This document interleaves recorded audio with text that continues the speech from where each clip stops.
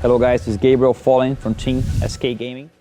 Okay, this is another episode of Reflections, and I'm here with Karrigan, who most CSGO fans will know initially as the in-game leader of Astralis, TSM before that, and then now in-game leader of FaZe, team that just had a big performance making it to the final of IEM Katowice. So, as you might expect, I want to go way back to start out with. And so, I actually remember, because you were a 1.6 player for many years, you know, like the latter half of that game, I actually remember Karrigan in 1.6 to me wasn't an in-game leader. It's only like really towards the end you started doing that. And in fact, considering in Astralis, a lot of people thought you were like the worst player.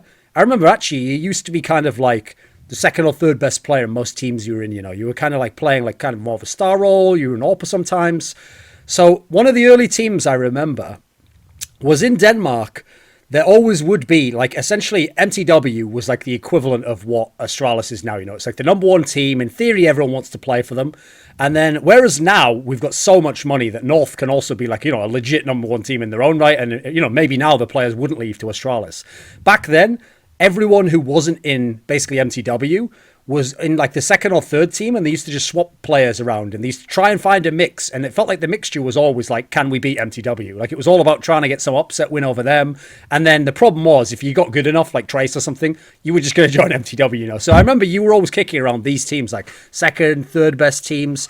Like, what was that period of your career like? Who was Karrigan back then? I think I was more like an ego player, focused on myself, playing a lot, trying to improve as a player, as a teammate as well. So I was actually back then, I was calling in specific teams. When you look at the number 4, number 5 team, the most that comes to mind is IGL, we called ourselves, with some Noogie, Nexi, some Bardi, and some of the old players from 1.6, where I actually came into the team, the youngest guy, and actually had to call for the team. But being the number 2 team in Denmark, I wasn't a caller. I was actually more like in a secondary caller, I would say. So in that situation where we played with Arcadian, Wason, Friis, and one more player, I can't remember who it was, Soranka. That was the team that famously beat the MTW 3 times. And that team, I saw myself as a secondary all-around player and as a secondary in-game leader to Arcadian. So I always saw myself in 1.6 as a player who could do everything that was needed for the team. But it was only in mouse sports where, in my first time in my career, I only focused on AWPing, where Kjaerbye just said, just focus on your AWP, just don't do anything else than just killing the people, basically. So there was different roles in 1.6, but the one I loved the most was being all around and kind of secondary caller, which I could see myself be kind of a Sonic guy. He was an MTW, so he helped out AF calling, but able to open, able to do all that kind of stuff. Of course, Sonic was a level above me or 2 back in the days. Okay, so you referenced Arcadian there, and obviously, this is why actually, it's funny, at the time, when a team comes like second in a tournament or is like pretty good, you know, people think, oh, well, you know, if you remember the best team, you're going to remember them as well. But actually, unless you win, history does forget you know. So everyone, even fans who didn't watch 1.6, know who MTW is, and as a result, maybe they know who AVE is, you know. But sadly, I don't think anyone from CSGO knows who Arcadian is, but in Denmark, at least, everyone considered him, he was right there with AVE, right? He was some sort of really good in-game leader. What did you think? I think there's always different types of in-game leading. I think AVE, for what I have heard and experienced playing the Danish Cup with him, he is a way better at adapting in-game, mid-rock calling, if you could say that way. They're kind of a Pronax guy who's all the time often mid-rock calling, but also good at anti-stratting. And I think what Arcadian was the best at, but basically making the tactics and able to also build up a game plan. If it worked so good, but he wasn't good at adapting from my point of view. But it's pretty hard to go so far back that you can actually say CS 1.6 and CSGO is so different when it comes to in-game leading. There's so many more things to take into consideration. Okay. So, I mean, can you expand on that a little bit? Like, is there something you're thinking of particularly that's like a bit different? I think often it being in-game leader in CSGO where the meta changes every 3 months. The way of approaching the game, weapons getting buffed, weapon getting worse, Tech9 coming to play, deagles. So right now, if you're playing NiKo ST, you want a pistol and you don't know what you're getting into as a team. Either the enemies are buying CZ, going to close combat, taking the deagles, taking the scout, taking the shotgun. So I think just basically calling CSGO is way harder than it was in 1.6 when it comes to everything. You are more focused on analyzing the enemies. You have analyzer, you have a coach who is helping you out. So I think there's a lot more focus on the in-game itself than 1.6. That is only my point of view from what I could remember back in the days. Okay, and at some point in time, didn't you briefly play with Trace? Yeah, I played with the most ego team I ever played with in FNATIC with Trace, Friis, Muddy, and but before then, you never played with him in the Danish scene. Oh yeah. If you go way back in 2006 or 7, yeah, way back, we played together in one, I think, and then I changed team to Ideal, and he famously got onto Soa with Arcadian and took another step. So he was a unique player, if you ask me. He had a very specific style, and it worked pretty good, and would never work in CS:GO. Sure. Well, this is something I wanted to ask. Okay, so what did, since you got to see him basically before he became like the superstar player because he wasn't on the best team, and then you saw him afterwards when already by the time you got to FNATIC together. I mean, everyone already acknowledged he was one of the best players ever, probably. So you got to see both ends of his career in 1.6. What was he like as a 1.6 player? How do you describe Trace? Madly heavy aimer. It's like famously for me when you talk about Trace, you talk about him holding B side on those two. I don't know how often you could go in with an AKST, but never with a duel against him. He would often just tap you 2 times with an M4, and he just all the time won those duels. He was good at positioning himself and play off his teammates, and in the end always clutching good. Yeah. So I just think he was kind of unique the way he played. On 1.6 there was often this called the bug angle, where you're able to have your head hidden behind the box and you can't get headshot instantly. Yeah. And he was so good at utilizing that and just often hold sights alone. That was his best thing he could do, I think. But he was also orbing in MTW, where I don't think he was that efficient compared to Sunde, if you ask me. Yeah, so for anyone who doesn't know, just to clarify that, in 1.6 there was a really weird bug where it depended which way you moved before you crouched, and basically if you did it right, you could just make your head be around the wall to the enemy, but you could just still see them as though your head was out. So it was a very weird thing. People haven't figured out in the last couple of years, but obviously if you're a solo site player, that's going to be a pretty good advantage to have. Yeah. It's okay. Especially when you're fast at shooting. He had sick reactions as well, so it was just calm and collected, kind of a forest aim. If you also remember, sometimes CSGO he has this very calm aiming, and I think also Trace had it a lot as a player. So you said that his style wouldn't work in CSGO. Now it's funny because a lot of people I know, I mean, I know he only did play in the really early days. A lot of people I know think that, like, okay, it didn't work at the beginning. That's true, the way CS was working. I mean, especially people were just like, they never peaked angles, they just ran out, and AD'd you. But a lot of people think if he'd have stuck with it, then maybe it would work now. Okay, you don't think so? Was it just not suited for it? I think it's pretty hard when you have the way you get good as a player.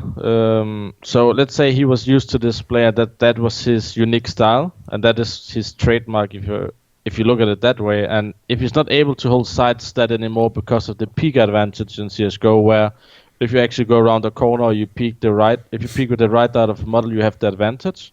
If you're not used to have that into your mindset and change that, then it's pretty hard. And then it also came in a period of time where would CSGO be big enough to play for money? That is the question for the Trace back then. I think that would he willing to sacrifice everything again to play CSGO, or was it just it and he experienced to be one of the best players in the world in 1.6?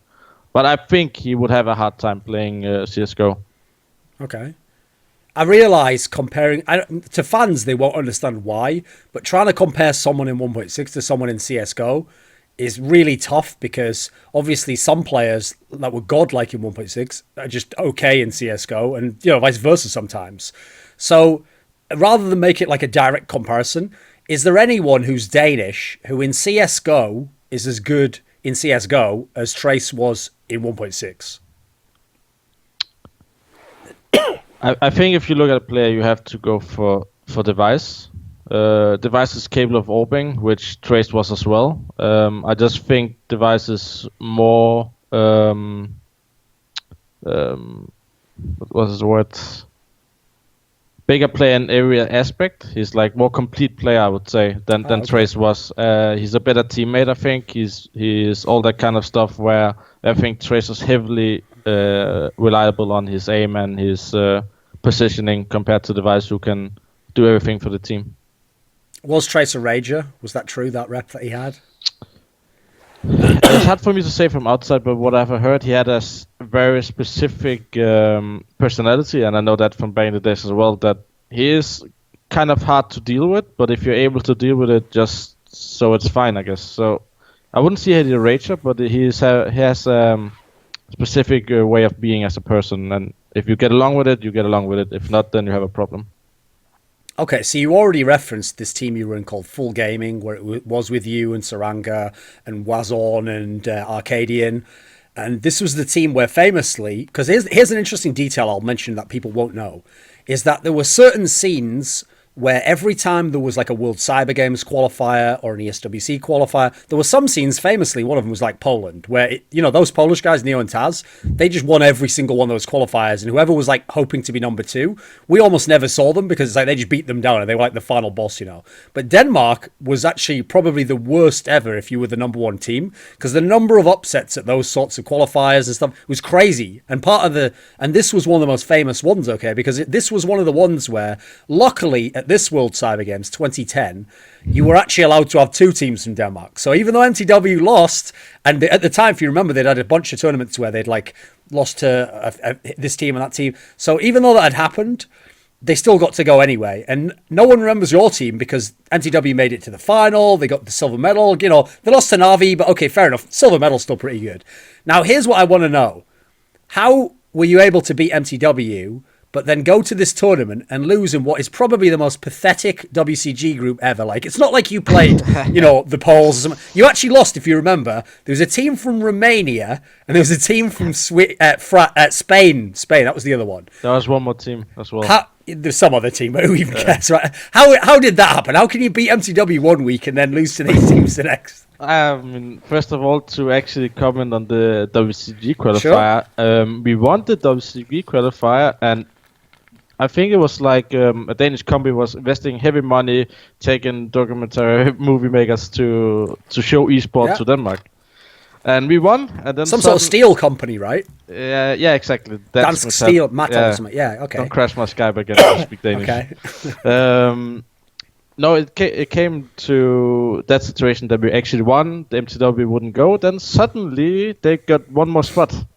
So when you started the qualifier, you only had one spot. But because we won the final, MTW didn't go. I'm pretty sure there would have been no second spot for you if you'd have lost. They bought one more spot to get 2 Danish teams because they thought that would be good.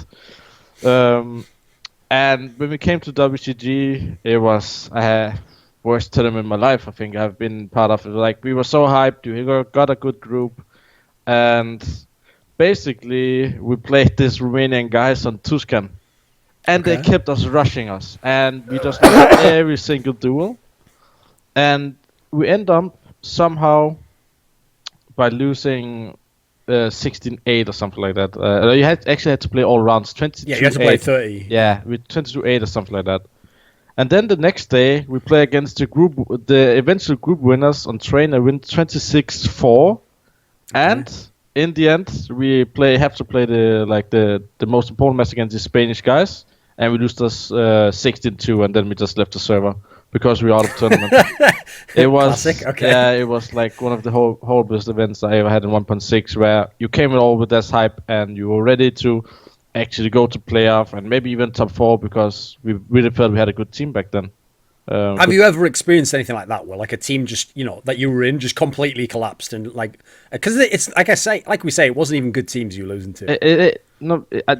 No, it can't be possible to have that in CSGO because the scene is so much more competitive than WCG was. If you wanted a top 4 placement in 1.6, WCG was the easiest one to get to it. Yeah. Because there would only be 1 or maximum 2 Swedish teams, 1 NA team, and so on, right? So Yes. there's one of those tournaments where if you get far, this is one of the easiest one to get far, and we didn't even pass group stage. So it was like, it's hard to compare even a tournament where you have to lose. We literally just lost to a team we never practiced against or never heard of.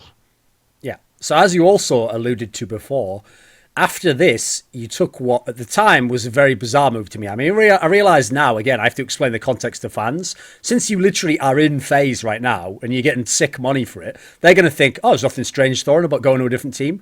But you went to mouz Sports, which was a team where you had to speak German to be in the team. Now, at the time, did you actually speak fluent enough German? Did you have a bit? Were you learning? What was the situation? So I'm half German. So Okay. it means since my childhood, I can speak fluent in German. It was pretty hard to begin with to speak in German, but it took me like 1 or 2 months, and then I could say all the things I need to do in German. So it basically was pretty natural for me. Yeah. But the funny thing, the offer came to me and Acadian at that point, and we were like thinking back and forth, are we gonna take it? And then suddenly MTW heard about it, and they took Acadian because they knew if he would sign a contract with mouz Sports, they wouldn't be able to get him because buyout wasn't a possibility back in the days. Okay. So when you joined, yeah. So that's actually a funny story to it that I actually had to take him before we signed with mouz. So I was left in a situation where we wanted to do the English team or English speaking team with Acadian, me, and some other players from the German team. But it ended up just being me and joining the German team, and that was without kjaerbye back in the days because he went inactive for a period of time. Yeah, so this is an interesting detail, is that if you were joining mouz Sports, but it had kjaerbye and it had Roman, you know, like I'd say, hey, this has got the makings of like a world number one, you know, but at the time, actually, the reasoning, I'm pretty sure kjaerbye doesn't mind me saying this, the reason at the time was kjaerbye and a bunch of those players, Capio, thought maybe we'll just retire because they were so broken up about six dying, and it did kind of also kill the chances of the team as well, you know, so they were just kind of like, you know, made them lose a bit of motivation. I think from what I remember, even earlier in that year, they'd already been kind of like, the reason they'd brought Roman in, it was kind of like a last chance to make the super team, you know, and see what could happen. So I can understand why they were already kind of on the way out. But as you referenced, you know, kjaerbye was involved a little bit. Like I think early on, didn't he coach you or something?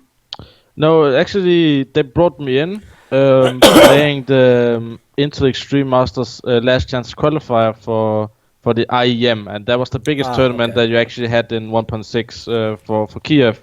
And since we didn't have a team yet, and I was about to sign the contract, and kjaerbye wanted to play that last qualifier, so the new team could play the tournament like 1 or 2 months later.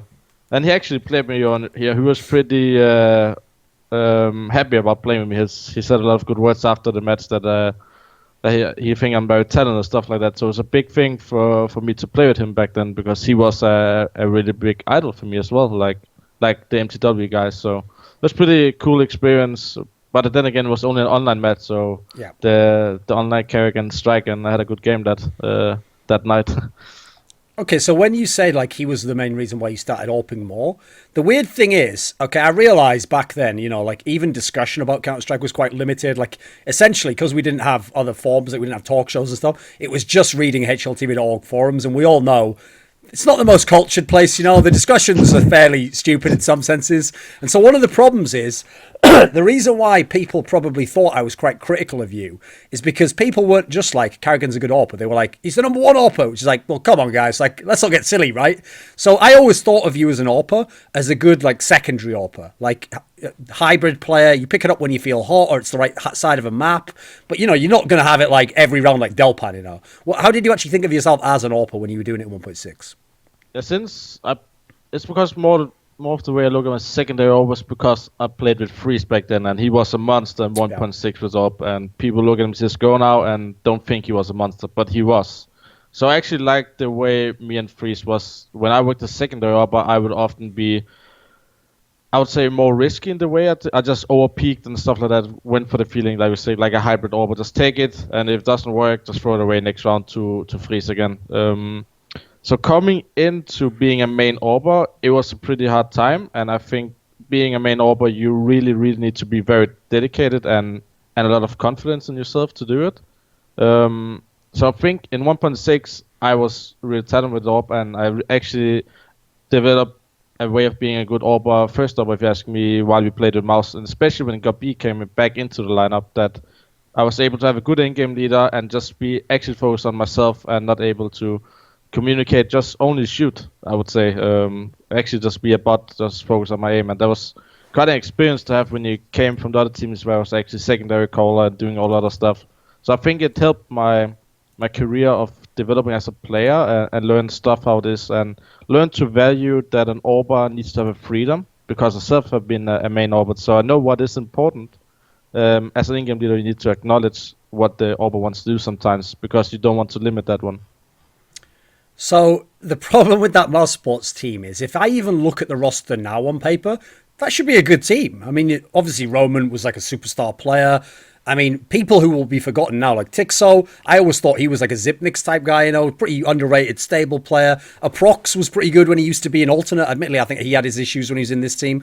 How was this team? I mean, let's be real. It was pretty terrible internationally, right? I think we did some good events, but we were never a top contender. You could actually say I was kind of the NiKo guy in mouse sports, playing out of my mind for many tournaments. If you look at my stats back in the days, sure, yeah. And I was even rated the 7th best player in 2011, I think, without even winning a tournament with mouse sports or even making a final. Or I made one final in Guangzhou against FNATIC. So I think it was kind of, the players didn't really play. They maybe played a little for the money, and back then it was like not a lot of money. So I just think they just wanted the last money out of the 1.6 before they actually died, because it was dying in the end. Everybody knew that in 2011 that the tournament was getting smaller. It was every second or every third month there was a big tournament, and a big tournament was like a 30 or 40k prize pool, and the first place would get 20k or something like that back in the days. So I think it was just all in the end just playing for the money and just having the experience with the team, for them at least. But I was pretty motivated to become the best player. And was that not depressing then? I mean, like, you must have thought the same as me. Like, if you join a team with, you know, Tixo's a pretty solid player, Roman obviously a monster, you got to think you got a chance to win some stuff, right? Yeah, especially when MTW poached me a few times back in the days. The players wanted me for 2 or 3 times while I was in mouse sports, but mouse sport wouldn't let me go to MTW. Yeah, so it was pretty demotivating in the end, and I was just happy when I then joined up with FNATIC when mouse sports closed down this 1.6 division. Was Roman actually as good in your era in mouse sports as he was in some of the past years? It's quite hard to say, but you can always see in a player the way he moves, the way he aims, the movement. Basically, he was a talented guy, but he was. The funny thing about Roman, he you know, normally player has binded forward to W. Yeah. That guy has binded mouse 2 to W. So that's actually an old school Doom version. I think. Yes. I think they used to do that back in that game, right? So he's just basically running and spraying and shooting, and it was like he was a guy with fire and ass. I call it often. He would just run in and kill the enemies, especially on Dust 2. He would just run up short and make everything clear on A side. So he was pretty talented and pretty damn good as a player. Okay, before we go into the FNATIC era, when you did reunite with Trace, and obviously you had a lot of success towards the end here, I want to actually ask a quick question, which is, since you brought up the fact that, like, you know, MTW took Arcadian so that he couldn't go to mouse, and then they were talking about maybe getting you, but then they couldn't. What people will forget is that actually MTW didn't play till the end of 1.6. In like the, you know, coming into the winter of 2011, they just retired, and they all just said, like, you know, we're just done. And one of the moves that people forget, because at the time it was huge drama, but no one remembers now, was that what happened was Friis was supposed to join MTW. In fact, officially, he did. It was said he joined MTW. Then a week later, he was like, actually, I'm in FNATIC. And then MTW was like, what? And then he was like, yeah, I meant to join FNATIC. Yeah. And so here's the problem, right? No one ever really connected it at the time because it was a little bit later. But do you think Friis saying no to MTW and kind of giving them no options, do you think that's why they just retired at that point? Do you think they would have kept going a bit longer if he'd have joined properly? Yeah, I think it's hard to say. I also think there was some problems economically in MTW. Yeah. Something like in 1.6 the salary wasn't always on time, all that kind of stuff, and the contract wasn't good. So I think there was a lot of stuff in the end that made just these big names retire because they're not able to get the salary or make a living of it. And And especially when you get older in 1.6, like if you're 23 and you're not able to pay your rent or actually make a living out of the stuff you do, then you have to seek for new opportunities. And I also think by looking now, I know the players took a lot of different educations now. Like Sonic has a degree as well, or is about to have a degree. Wimp has it. Also think Ave has it. Yeah, I think Ev was doing his degree at the time. Exactly. Yeah. So I think many of the things played in, and I would probably also not play 1.6 with that so much time need to invest, but not so much gaining from it beside life experience, I would say. Do you think if Ave had come over, I mean, I realized they tried that mini comeback, that just didn't happen, but if he'd have just come over and played CSGO as an in-game leader, do you think he would like the game? Would it suit him tactically? That's a tough question, since I haven't played that much with the guy. I've quite hard to try to answer that question. It was only be a pure guess. Fair enough. Then. What I think is often when you make a comeback and you are that far behind as a player, it's pretty hard. I remember how I started CSGO. I didn't have a lot of time because I had a lot of exams during my bachelor when CSGO came out, and I was like kind of deciding, do I want to keep going or I want to give it a chance? And I gave it a small chance in the beginning. I wasn't full invested in CSGO in the beginning when it came out, and that hurt me in the end when everybody else has 1,000 hours and I'm sitting with 300 hours in CSGO. You're just far behind, and it's so hard to catch up because people get better every day, and you're still only half into the game when everybody's playing 12 hours a day.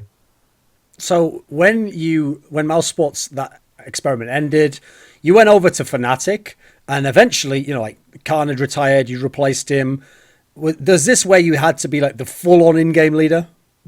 No, I again had the best role I think I had back in the days. Was secondary caller next to Exist. Exist has a good way of calling. And I was often the guy, let's say he wanted to go B and does 2, and I'll say, I'll do a kind of a fake, or I'll take map control here, and then I'll tell you when to go. So I would kind of help Exist calling. And I think we always had a good work environment, me and him. So I pretty much enjoyed playing with him back in the days. It was pretty cool experience we had going. Okay, but he actually left after a couple of the events, if you remember. Yeah, and he left halfway through. Yeah, and that's where we decided to bring in Fjorde from Lions, and we actually thought he was a caller. And the funny story is that we took him in for a PIA event in Iran, and we lost against a local team that day. 16-14 on those 2, our best map, and I literally just said, okay, I'm gonna call now because this doesn't work as Fjorde, and since that I have been pretty much in all my teams a full in-game leader, I would say. Okay, you described it as an ego team. I think that's the perfect description, because actually I'll give everyone who's a hater of Thorin a classic example of where I was wrong, which is when they made this team where they actually recruited the player you're talking about, Furta. And at the time, they had all these players who were in their other team. They're all the aimers, These are all the players who were either the best or second best player. And I made a tweet where the analogy was like, this makes no sense as a recruitment, because it's like if you made a football team and everyone's an attacking midfielder. Like, on paper, that doesn't work. It shouldn't work, right? But this team won everything. How's that possible? I think that we played... First of all, we never practiced against Na'Vi. For a half year, we had no practice against Na'Vi because we knew they would always anti-strat us. And at that time, Na'Vi was the best team in the end because the Polish guys were not so committed anymore. Yeah. So now I think we played Na'Vi 4 out of 6 finals. Yeah, or 7 finals. Yeah. And we always won against them. So I think it came just down to we had a very, very skilled lineup. Probably, I don't know, every role was perfect. People were just running around. We didn't even practice in it because we won every single practice, and it didn't make sense to make new strats. We were just playing kind of FPL style, I would say, very loose, and then sometimes mid-roll calling, and just playing a lot off each other. Kind of the FNATIC era, if you can try to look at it that way. We were just that skilled that we could win all aim duels, I think. And I think when you look, the funny thing when you look at stats on whole tournaments, I think if you look, there was always 3 or 4 guys in top 5 stats-wise from our team in every single tournament we played in the end because we were just like so good compared to other teams. So you said it was like the ultimate ego team. I mean, if you look at some of the people, Modi, Trace, these are people who all have the rep of like, they're going to be the star player. You better do what they want to do in the team. Is it really the old cliche that like, as long as you win, there aren't these problems, you know? People aren't going to argue if they win the game. Was that really how it worked? Yeah, exactly. I always said that was also the reason why we didn't practice. It was pure tilt. We couldn't practice because people were mad and it didn't go good, and we just winning and running around, but we're not actually practicing everything. So this kind of clash of egos, and but when you win, you don't really care, right? Because you just keep on winning and nothing. It's like, yeah, you lose a final, then everybody was mad. We lost, I think, and that's where Gooks left the team. He was tired of this because there was already problems back when he was in the team. Yeah. So he's left, and then Exist left for NIP.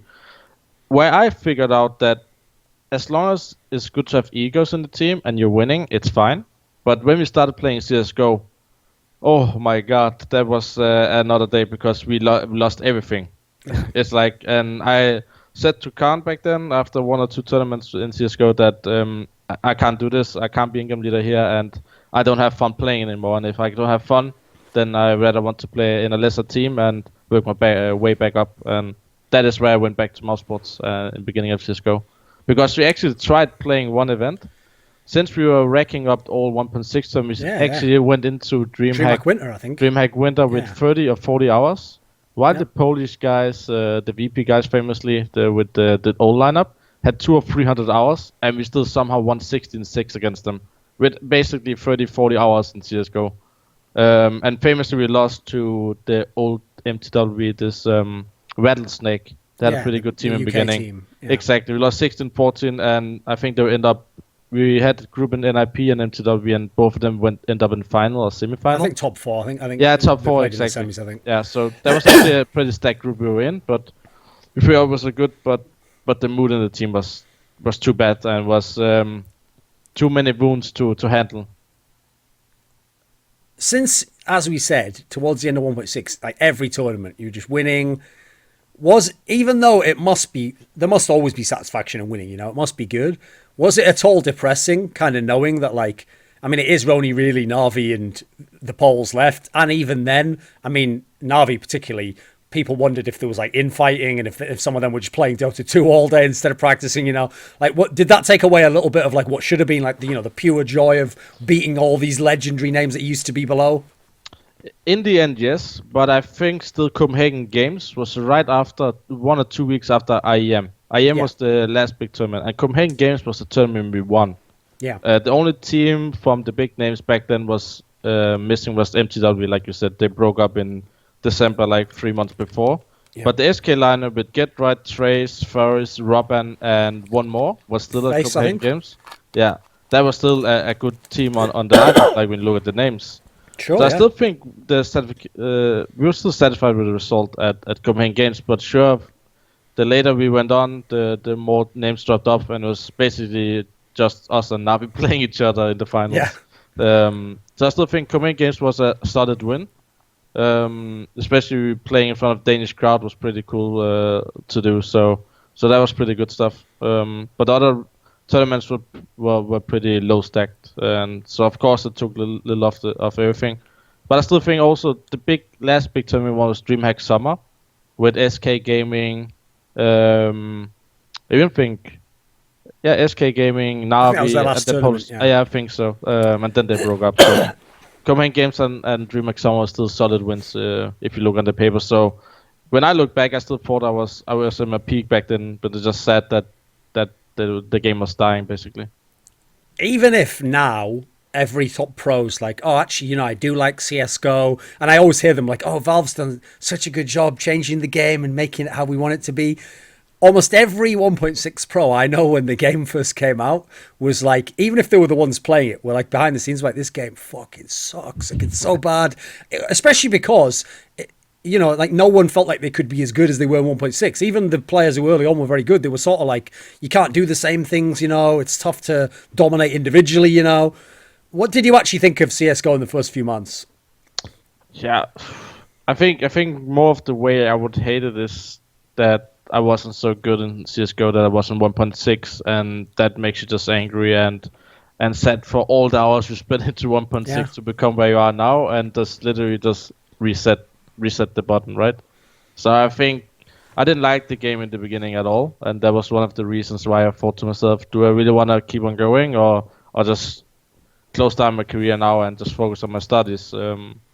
But I still saw opportunity to play on a little while I had my studies while I could, and I'm just glad I did, because actually 1 week before I got the offer from TSM guys, I actually said to myself, it's time to stop now, since I'm about to write my master thesis, and just focus 6 months on that and then go out and work.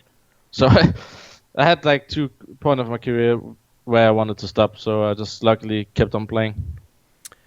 So since you were playing like mouz and teams that in general, they weren't like getting deep in tournaments in CSGO, a lot of people are only going to remember you from when you joined TSM. And actually, when you first joined TSM, it's a bit like when you joined FaZe now. Actually, your individual level was pretty good. But even if they've seen you at your best in CSGO, wasn't anywhere close to your 1.6 form, right? Not at all. And I probably never will be. And that was also one of the things I said to myself, do I want to be in-game leader or really try to be the star player? Because when I was in Mouseball in CSGO, I tried to be main orber, like in CSGO, when I came back to the lineup, where I think Aprox was calling. He also started playing CSGO.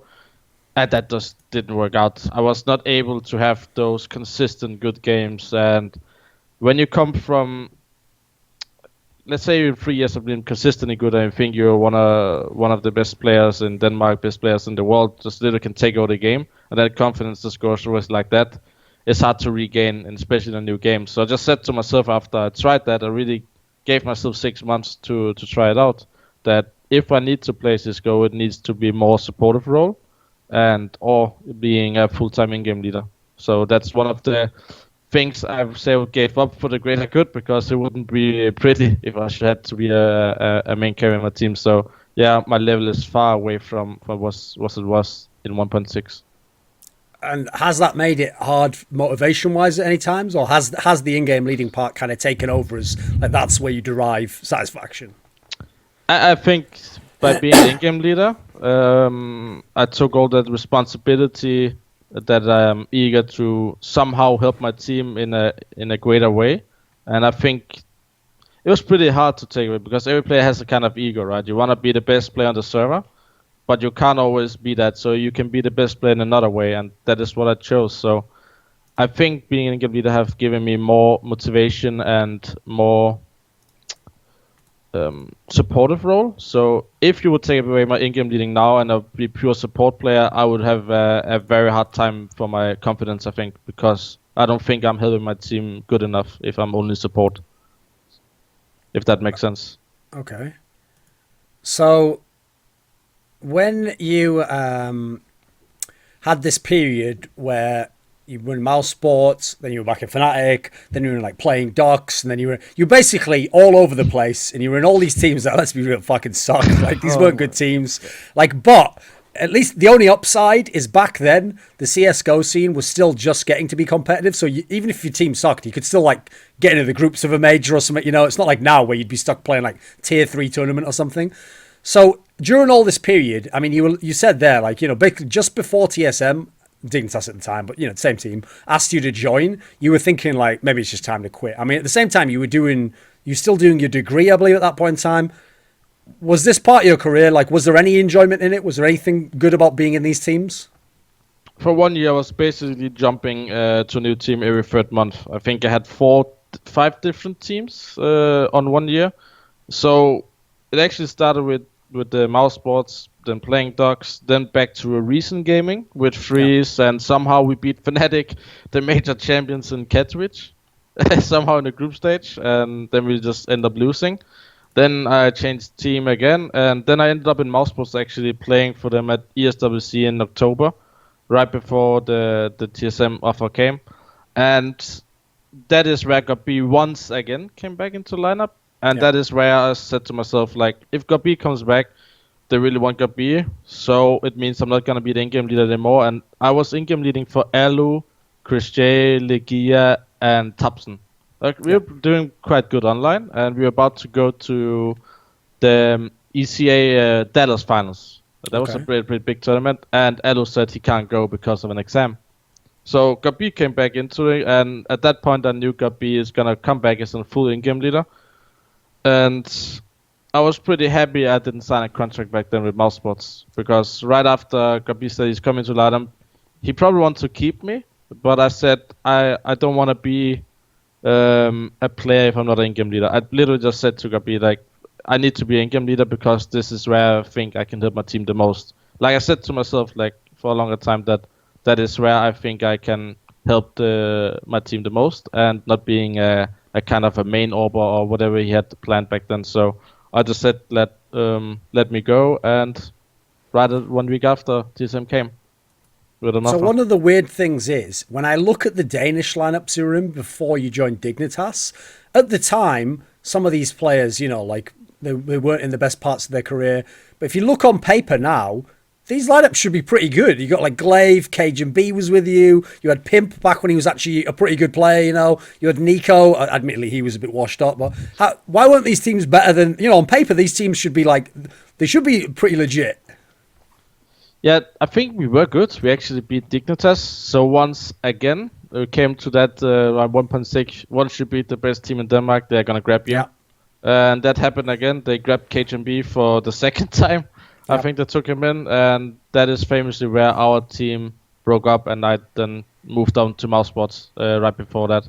I think we beat them in the summer, and we actually somehow won online 16-1 against NIP and Nuke famously as well with that lineup. And then we beat the Danish team at the like a Danish championship or whatever you want to call it these days. And they took him, and back then we didn't have a contract. So there was not really nothing we could do, just saying he's leaving. And that is where the team broke up.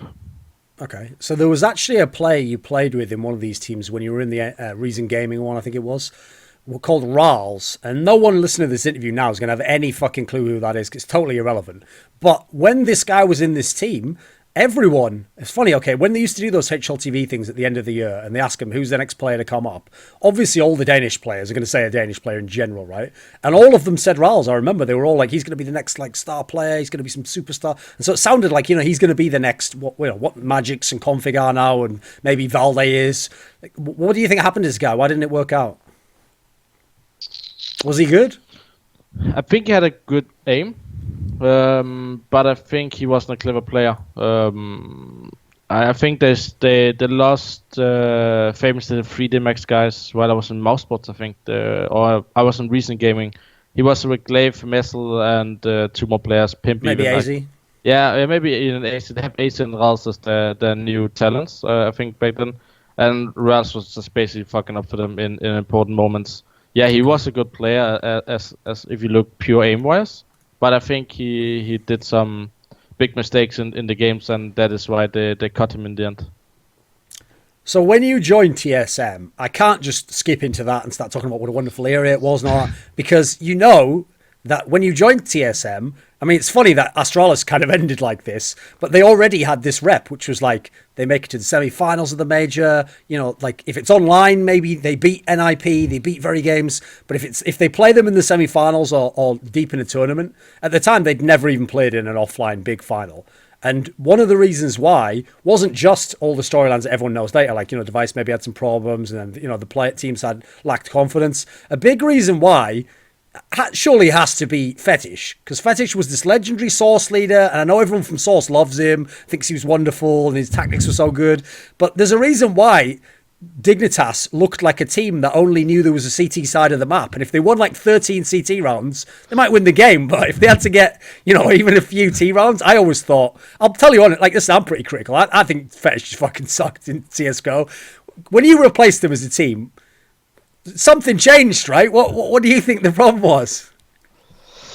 I think what I could learn from the players, what the Astralis guy liked about me when I came into the team was that FaZe didn't really.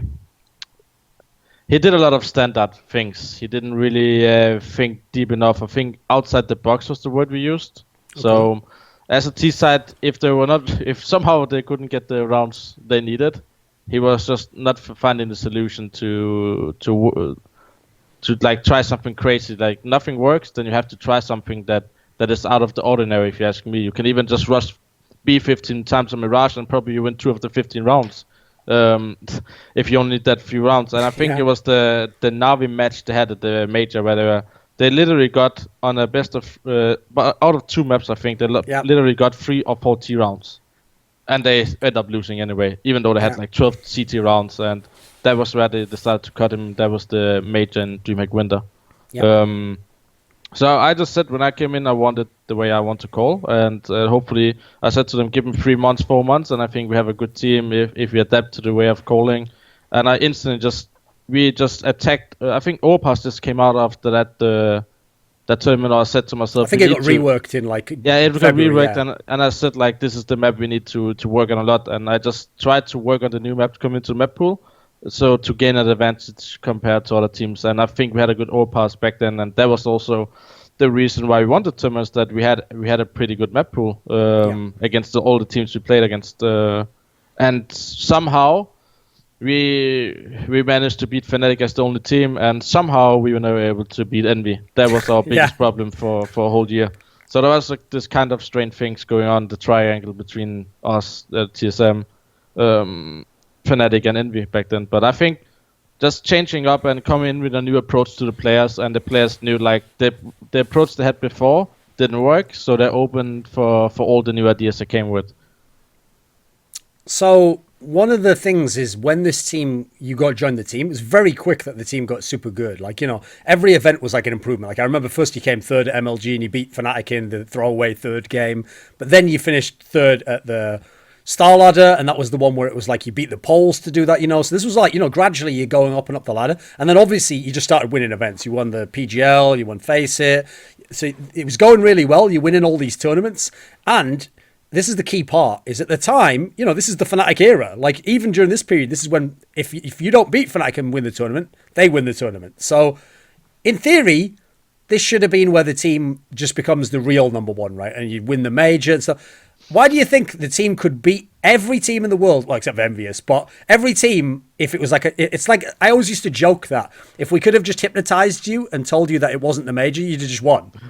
There was something to this, right? What do you think it was? I actually have no idea to the day I'm living today, and I probably never know why. I don't know if that gets into the head as a big tournament we have to perform now, because I still think the FaZe had a pretty good prize pool that never had this 250k like ESL Pro League had. Very famously, we won 4 out of 5 tournaments, and one of the 250k ones, right? And the 1 out of the 5 tournaments was a 250k where we ended last in the group stage, and that was also famously. The only reason why I can't only say it's the 250k tournament is because we actually lost this aizy Predator Masters. We lost 2-0 to Hellraisers, and we lost 2-0 to Gplay. Somehow I will never understand, like, how is that even possible that our level at that point can be that low? Maybe it's arrogance, maybe it's just like we think we're better than everybody else anyway, we only lose to Envy, and you're not prepared. Or you just come in too much confidence back in the days. I think it's pretty hard to go back and analyze the stuff, because there was so many strange things happening inside our head and in the games as well. I mean, to be fair, that tournament, if I had to come up with some reasons, first of all, it was one where it was just in someone's house, so it wasn't with like a stadium, you know. So if you G-Play, you're not going to be as nervous as you would be in a real tournament. Also, if famously at the time, G-Play were just like the most online team in the universe. Like, you know, they used to actually like beat top teams in online, but they're not, you know, online obviously never turn up. And then I'll give you the break for the Hellraisers one, because that was like all Hellraisers used to do, is just upset someone. And then, because they had mad aimers, you know, and then just fuck up the tournament for themselves anyway. Although amazingly, they won this tournament, I actually remember. Yeah, against mouz Sports, I remember in the final best of 5. But yeah, I think it's quite hard to give you an answer, because if I had an answer, I wouldn't sit here today. Sure. I think, because I think we would have done a lot of tournaments. But also think when you look back, the most hurting stuff was basically we won 4 out of 5 tournaments in a row. And the 5th we won right before the next major. And this is where I said to myself, we are number 1 in the world. We are favorites to win the next major. It was 2 weeks before the major came. And that is where the only team we had problems was with Envy. But I think they had some issues at that time as well as a team. Stuff, yeah, exactly. So there was only these guys we couldn't beat. We haven't lost, like, I think we lost 1 out of 14 maps against NIP, famously, since we beat them the first tournament we ever won. Yeah. And then suddenly the whole card was crashing, and I think since that you could never recover the core from that lineup, because that was a really, really, really tough loss for us at that major. Okay, well, here's the thing, okay? From your perspective, and one thing I've actually always liked about talking to you at events and stuff is that I think you have what all in-game leaders should have this mentality to the game, okay? Which is, since they can't control, like, you know, whether their star player fires normally or just goes really good or really crazy, they have to play almost as though, like, they have to give them the control to do that, but they just control the tactics. And the mentality when you control the tactics is, like, I'm going to call the best things I can call. I've prepared as much as I can prepare. And, you know, once it sort of leaves my mouth and my hands, other people make the plays, you know. It's like you can have a fantastic football manager, you know, and he has the wrong team for him and they don't win the game. And so people want to say, oh, the manager didn't do a good enough job. And it's like, well, I mean, how much can he do at the end of the day, you know? Like, it has to be people who can execute what he says. And so sometimes when it works, that when we give that guy credit, and then it's like, well, maybe he was good all along. So the question I have is this. It always seemed like you never got, like, super heartbroken by the losses. Like, it never seemed like you did believe that, like, oh, NIP's going to beat us all the time now, like some of these guys did when they got crushed and it happened again and again. I always thought you were one of the guys who felt like, okay, you know, maybe some of my players have a mental block like that, but, you know, if I just keep giving them chances, they'll get past it. Like, were you attentive enough to kind of the psychological element at the time? Like, did you actually take people like Device aside and be like, you know, what's happening, or do we need to change something? Was this something you just hoped wouldn't happen? Tough question, right? I literally just think that we sometimes didn't show up on the server. There's so many times you're talking about how we play. I often think, like you said, I can often only set my team up to do specific things. So once I get into the X and X situation, this is where it's out of my control. I can't talk for people. I can't tell them how they should make crossfires, all that kind of stuff. As long as we get into the X and X, 2 versus 3, 3 versus 3, 4 versus 3, then my job is basically done. We're into the site. Now it's up to the players individually to finish the task. And this is where I think we often had problems as a team back then, was that we were not able to, even when we won tournaments, we are not playing good in X and X. We were communicating very bad, and often said that even though we won, we have a lot of things to work on. And I kept on saying that while we were winning the tournaments, because I was not really satisfied with the way we were winning, because you probably just won because a star player just went off in a match, and you can't really consider a player to go 30 frags every time in a match, because then you literally just have to play around him, right? So you can never build up everything around one player just to hit the game every time, even though Device is consistently good. He's not always able to win you the match. So I think it's quite hard to say. I think I lost the point now. Well, okay, how about this? When the others lost the matches, okay, except for, I think, the Cluj-Napoca one where there was that camera filming them, and then we got that famous one that, like, I'm sure Device hates, where that, like, one tear runs down his face, like, really cinematic style, you know? Aside from that, none of us... That's the Columbus one in Australia. Oh, that's Columbus, you're right, yes, that was the Navi that one hurt us as well. Okay, but aside from those ones, okay, no one else was in the backstage area when you lost these matches, you know, the big semis or whatever. So were the others, did any of them just take it well? Like, oh, okay, like that sucks or whatever. Were they the same as you in that sense? Were some of them more broken up by these losses? So the way I've always handling losses in my life, like where I really think I'm not satisfied with myself, is often I need some time alone. And I also need the area after tournament. I need time alone if we're losing. Even if we are going far into tournament, I need time alone just to rethink and just to let the anger get out of me and nobody sees me. And then when everything's out of my system, then I'm able to talk about mistakes and stuff like that. So I think less of different ways of handling. Dupree was often a guy who said, what are we doing wrong? Like, wants to talk about the problem right after the game, where I'm not able to do that since I need really time and watch the demos and have an idea of what went wrong, because you can never really think in the heat of the moment, what are we doing wrong? You need to actually see it with your own eyes and figure out how you're able to think in those specific situations, why we're not able to win a 3 versus 3. We have the upper hand, and a guy is not playing on time, or a guy is actually just missing his aim, or he's playing bad because he's nervous. So I think there's a lot of things you have to take in consideration when you look at a loss. The only thing where in my whole career in CS:GO have had a big question mark is the NIP loss in Cluj Napoca. To this day, today, I don't understand. But one thing I understand is that Freiburg had never had a so good best of 3 like he had against us. For sure. And this is where I say this is the X factor, right? That somehow he shows up. First has minus stats and Freiburg has plus 30 in 2 maps or something like that. That was ridiculous. And I think that is sometimes you just lose, and there's no way, no reason to overthink the loss. And that is one of the losses we overthink way too much. Instead of just putting into the pit and say there was one time off that we were unlucky, we were not ourselves that day, and they were just sitting everything they could. But that is quite hard to do now when you overthink the lot back days. Why are we losing? Why is this? Are we choking or what? Why are we choking? And all that kind of stuff. And the media was pretty. It was a pretty hard days on the Twitter because we were the big favorites, and we had the easiest bracket. I would say that was with Navi and NRP in our bracket. Back then, there would be easy games for us. Envy was another bracket with FNATIC, I think. So we would end up playing only a team we couldn't beat in the final, and we never really got further than the quarterfinal.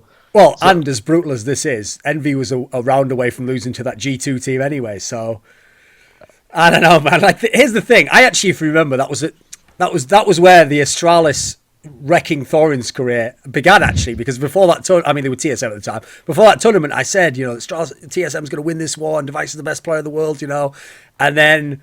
Yeah, it's pretty hard. I can't lie. It's pretty hard when you lost that quarterfinal match. The thing is, though, okay, a lot of the other losses that you had were the close losses. What makes that one so bizarre to me is you just got completely stomped all the time on both maps. Like, you're never even in the game.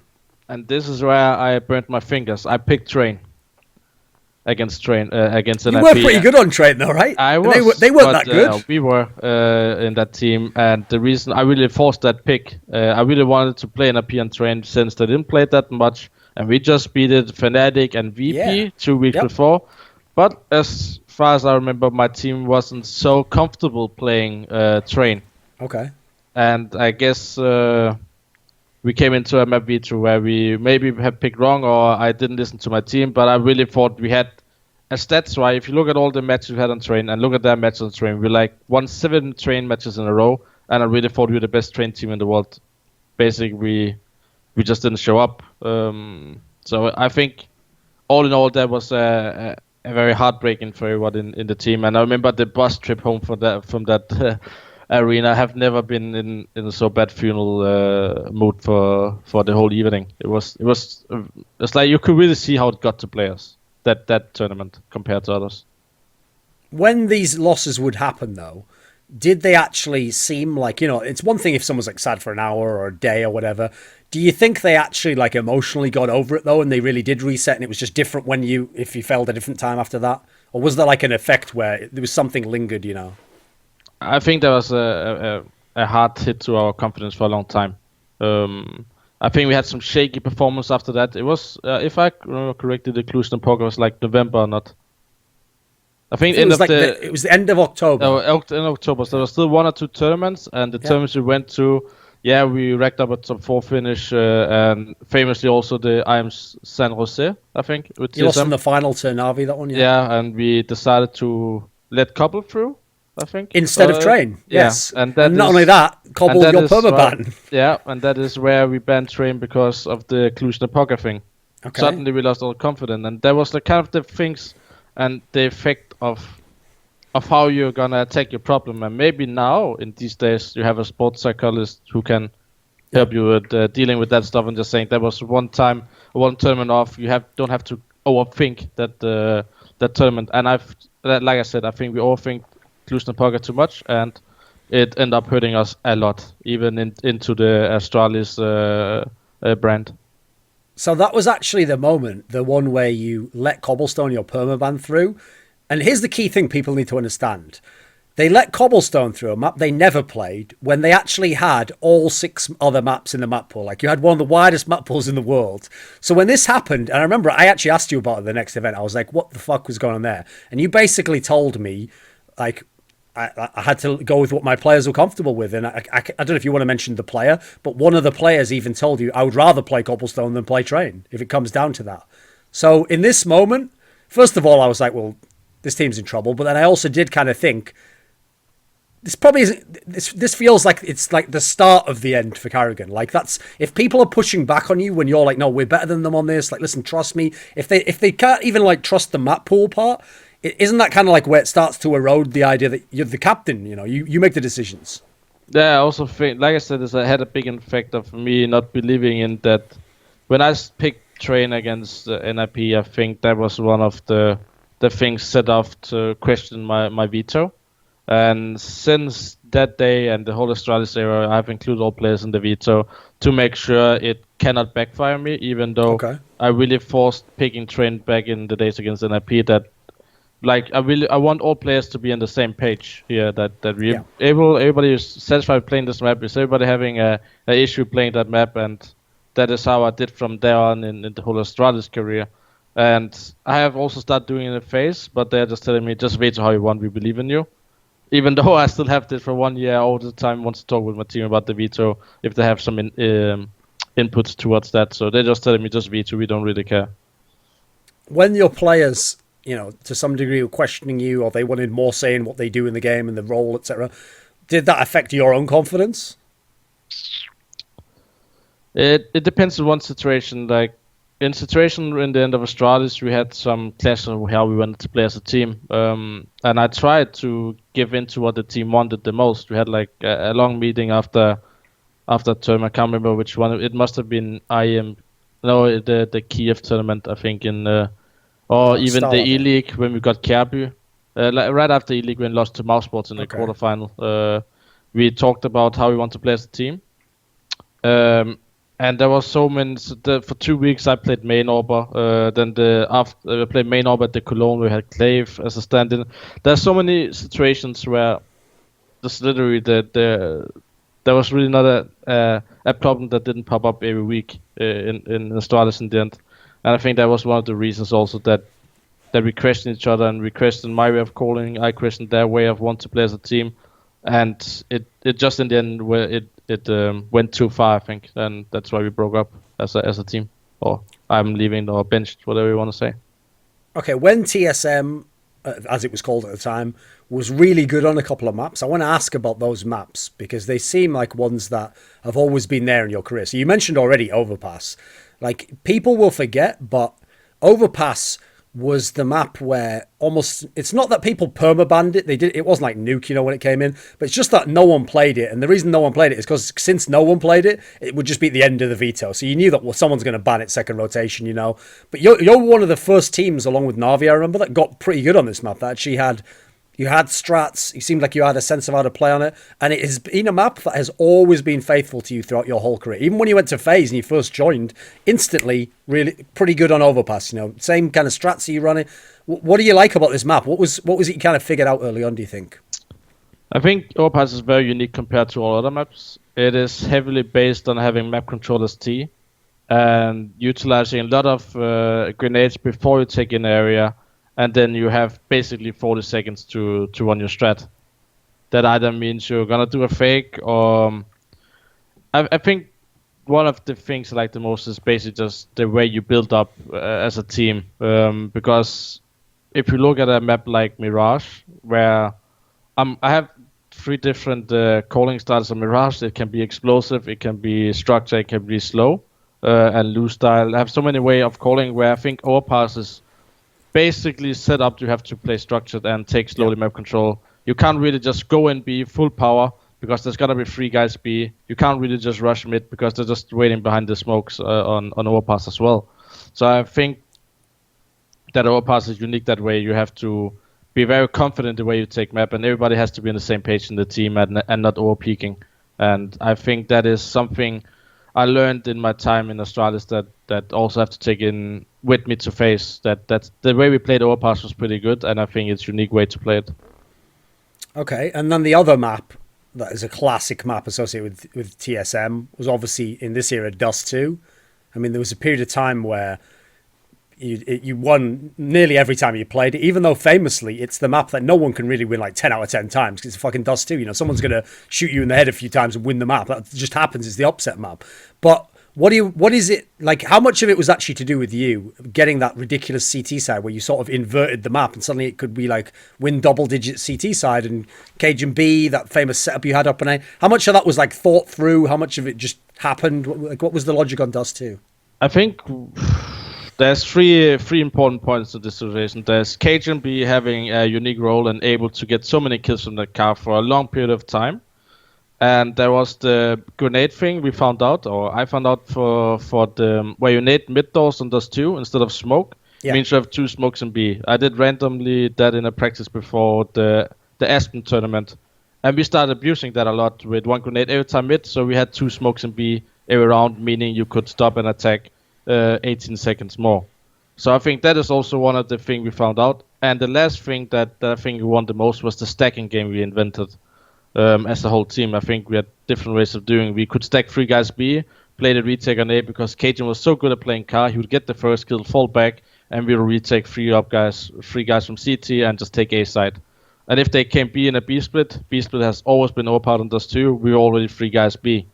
But that kind of got figured out in the end, and I think people were expecting Cajun to sit on top of the car next to the car, so I think there was 3 of the reasons why we had so good CT side on Dust 2, and I think that is why it was a good map for us a long period of time, because I never really thought I was a good T-sided calling on Dust 2. I think it's very limited what you can do. You can do an execute, or you can do the B split. It is basically based on winning the situation you came into. If you're doing a B split, you have to win the duels right before you get into the B side, for example, and if you get on A, you have to be good at after plans. So I think it's limited a lot to the way you're calling on Dust 2, and it's more suited a team like D2 were pretty good on it because of the way they have freedom, with Scream and Shocks doing their thing in mid, and mouz was good because NiKo did a lot of stuff alone on his own hand. So I think Dust 2 was always the map as a T where you could play more individually than other maps. So cajunb during your time in TSM, Astralis, like the funny thing is, when I used to look at Device and be like, he's the best player, and then depending on his role at the time, you know, dupreeh might be like, he's the famous others, you know, the co-star as it were.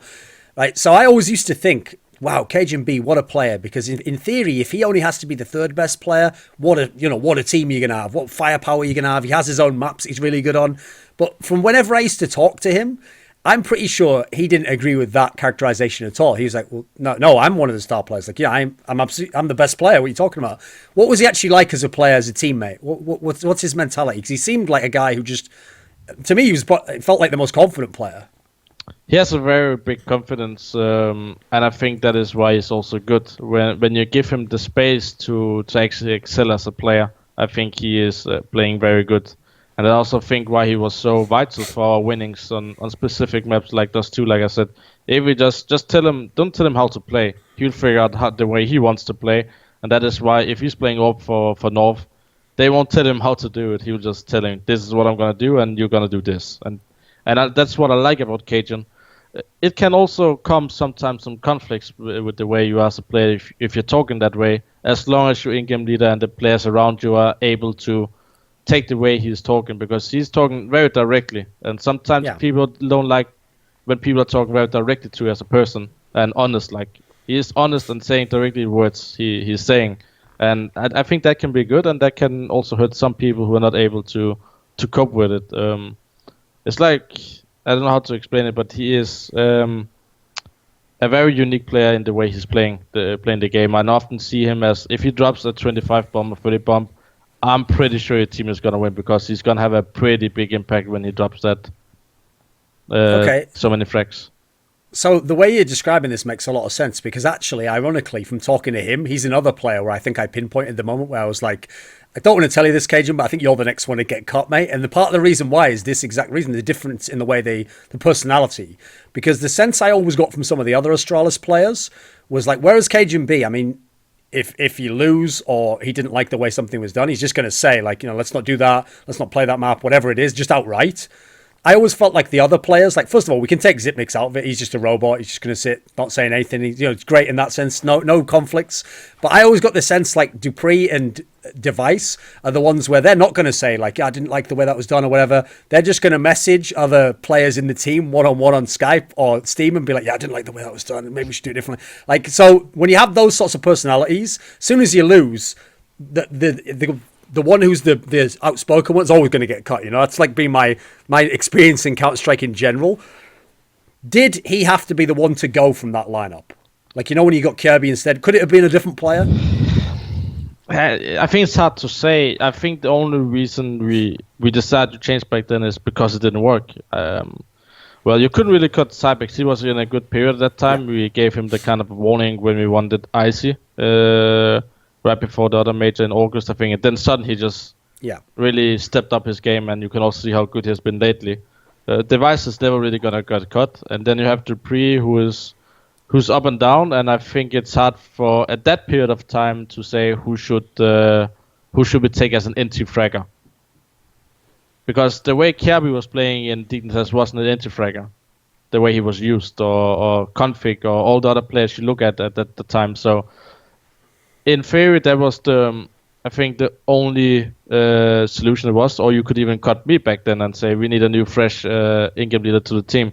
So I think the reason why we ended up cutting Cajun is often also because maybe some people felt pressure for the way he was talking. So you're scared of doing a mistake in a 13 rounds, but he's gonna tell you if you did a mistake, outright. And I think that is good sometimes if you're able to handle it, like I said.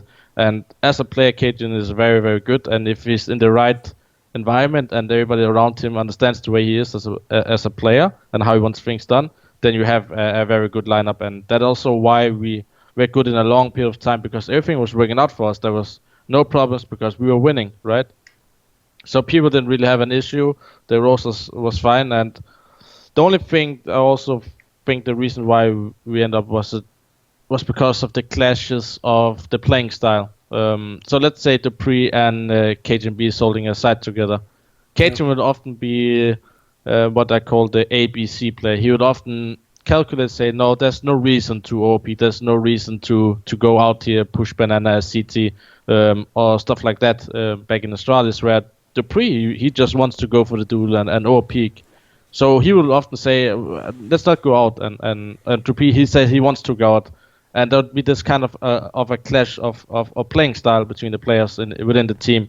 And that also came down to the X and X, where people think differently and they don't play off each other because they don't have the same way of looking at the game. So I think there's multiple reasons, but I also think that we were pressured to do a change. If you can't do a change now, we're not able to do it at any point because the contracts are getting bigger. As far as I know, people are starting re-signing contracts in Denmark. Yeah. So there will be a big problem if we wouldn't do it now. So I remember the time that you kicked him as well logically made sense, because famously for Astralis, okay, except for like that odd one, like you mentioned the EPL one, that first season where you went out in the groups, aside from that, famously, you never used to go out in the groups. You always used to just wreck the group, come first place, and then, the joke was, well, you wait until the semi-final to see what's going to happen. But I always thought, this is actually a funny example of how life would be different with just a different rule set. So I always thought, since you guys, as long as it wasn't a match called like, this is the ultimate match, the pressure match, you must win this one match, as long as that's not like that, if Counter-Strike was like football, okay, and it was just a league, it wouldn't matter if you lost the last 5 games. If you won the first 40, you'd win the league, you'd be the champions every season. When you had those 2 tournaments in a row, where you finished in the group stage, and this was like an even further step down. You already weren't winning anymore. But when you just went out in 2 group stages in a row, was that also like a moment where it was like something's got to change? Someone probably has to go now. I'm trying to remember when we cut the Cajun. I think it was after the Columbus where we lost to Navi, and then we have the Malmö tournament right after. And Pro League as well. I think that you went out in the group. Yeah, it was Malmö and then the Pro League. I think that. Yeah, that is exactly how it was. So I think one of our issues also I recall in Astralis was, and also when we lost that Pro League finals against FNATIC in the group stage. Lost it, I think, wasn't it? Yeah, we lost the opening. But my point is that Where I really thought we were in problems was after the MLG when we played the Malmö tournament. Yeah. We beat the Kingren team easy peasy. Yeah. And then Dignitas somehow beats NIP in our group stage. Meaning we have to play Dignitas in the best of one now, a team we would never have lost. I think we were 16-1 in maps against them for a long time period. They literally always choked against us. They could never finish the game. Even though in front, we were always having the smile. Anyway, we're going to win against these guys. We end up losing 16-8. And I think at that point, why are we able to the first time lose to these guys? Is because the team knows that if we're going to lose now, we're going to play NIP in a best of 3 and it loses out of the tournament. And I'm thinking back to all the times when we actually end up going out of group stage. The Luminosity one. Somehow FNATIC lost to Cloud9 that tournament in the group stage. Meaning we play Luminosity. If we beat Luminosity, we have to beat Cloud9. We're first in group. We can't beat FNATIC. We end up losing 16-8 against the guys from Luminosity. At that point, they weren't that good. So that has to be said. And then we end up playing FNATIC, losing 16-14 with a force buy in the last round. And I'm thinking so many times back that actually the same thing happened in Malmö. And 2 weeks after, the same thing happened with the Luminosity lineup. They lost the opening to G2, and somehow we lost the opening match to Optic. Yep. And we got really wrecked again. And it's not the good Optic either. No, the bad Optic, I would say.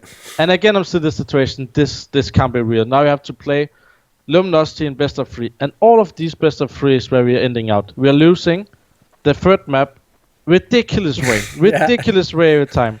And it's like we are in front against NIP 11-6 on T-side train. We rush inside. We somehow lose to a full USB echo. And at that point, I just know we're going to lose to NIP. Because the breakdown in the team, the communication, and it's just going down the hill. So I think many of these tournaments, when I look back, the only way and the only reason we never went out of group stage at some point of tournaments is because we knew if we're going to lose, we're going to face a top team in decider or elimination match. Okay, that's true. So when you kicked out cajunb and you got Kjaerbye, I mean, on paper, this all looks fine. Like, I mean, I actually, funnily enough, it's almost the same thing when I did my video when you did this. Like, just logically, if you thought of who's in the team and who's going to stay in the team and who's been playing well, it had to be basically you or Cajun. And obviously, you're not going to vote to kick yourself out, so Cajun had to go. So when you kick Cajun out, on paper, Kjaerbye's the only player you recruit as well. Like, at the time, people won't remember, but Config hadn't really, like, blossomed yet, you know. He was, like, a decent player, but he hadn't really found his role in that team. Kjaerbye was, like, the standout player. And I remember when you recruited him, you said these fateful words. You said, I will give Kjaerbye all of his spots from Dignitas. And obviously, everyone who hears that's like, awesome. Kjaerbye's going to be amazing. This is exactly what we need to change. And he never really was as good as he was in Dignitas in Astralis until basically recently, right? What do you think was what was the problem? Did you give him all the spots? Yeah, basically I gave him all the spots, but we had an issue I didn't consider before we got Cajun or Kjaerbye. It was the point of the time of a team that how do we want to play as a team? So by kicking Cajun, I thought, okay, if we bring in Kjaerbye, we are able to have a way more explosive player, able to get into the side, and not always playing a little more passive. Since we have Cypix, who's always a passive player and always going to be that kind of player, then I thought bring in one more guy who's playing very aggressive. We are able to go what I want to play, the very explosive style, very the wolf packing style, like MB did. Go in, refrag, play off the X and X situations. The biggest problem I found out until I see the recent success Astralis has now, that all the roles I took from Cajun was probably the worst positioning calling you could have on a team. Like, I would stay underground on overpass and call from there. I can tell you now that after 2 plays I say, okay, we have an issue with on overpass now, because I'm not able to call, I'm not able to see my own eyes what's happening on the map. So I gave everything to Kjaerbye, and I think he was very good at the first match we had Kjaerbye in the team. But I think the famous loss came against NIP at the DreamHack Summer, where we actually played Cobblestone the third map. And I can tell you, we played a lot of Cobblestone in practice. And they actually played pretty good, and we were in front 12-6. And somehow we lose 16-13 and lose 10 rounds in a row against these guys. And again, this is where I think we only had like 2 or 3 weeks to play as a team, and that is where the whole thing changes the way we want to approach the game. And this is where I'm very outside my comfort zone, and just nothing really works since that, and we just keep on crashing out group stages, and we really don't win a meaningful best of 3 in a long period of time. So when you look now on the way they're playing, is that I think the biggest hero of Astralis' success is dupreeh.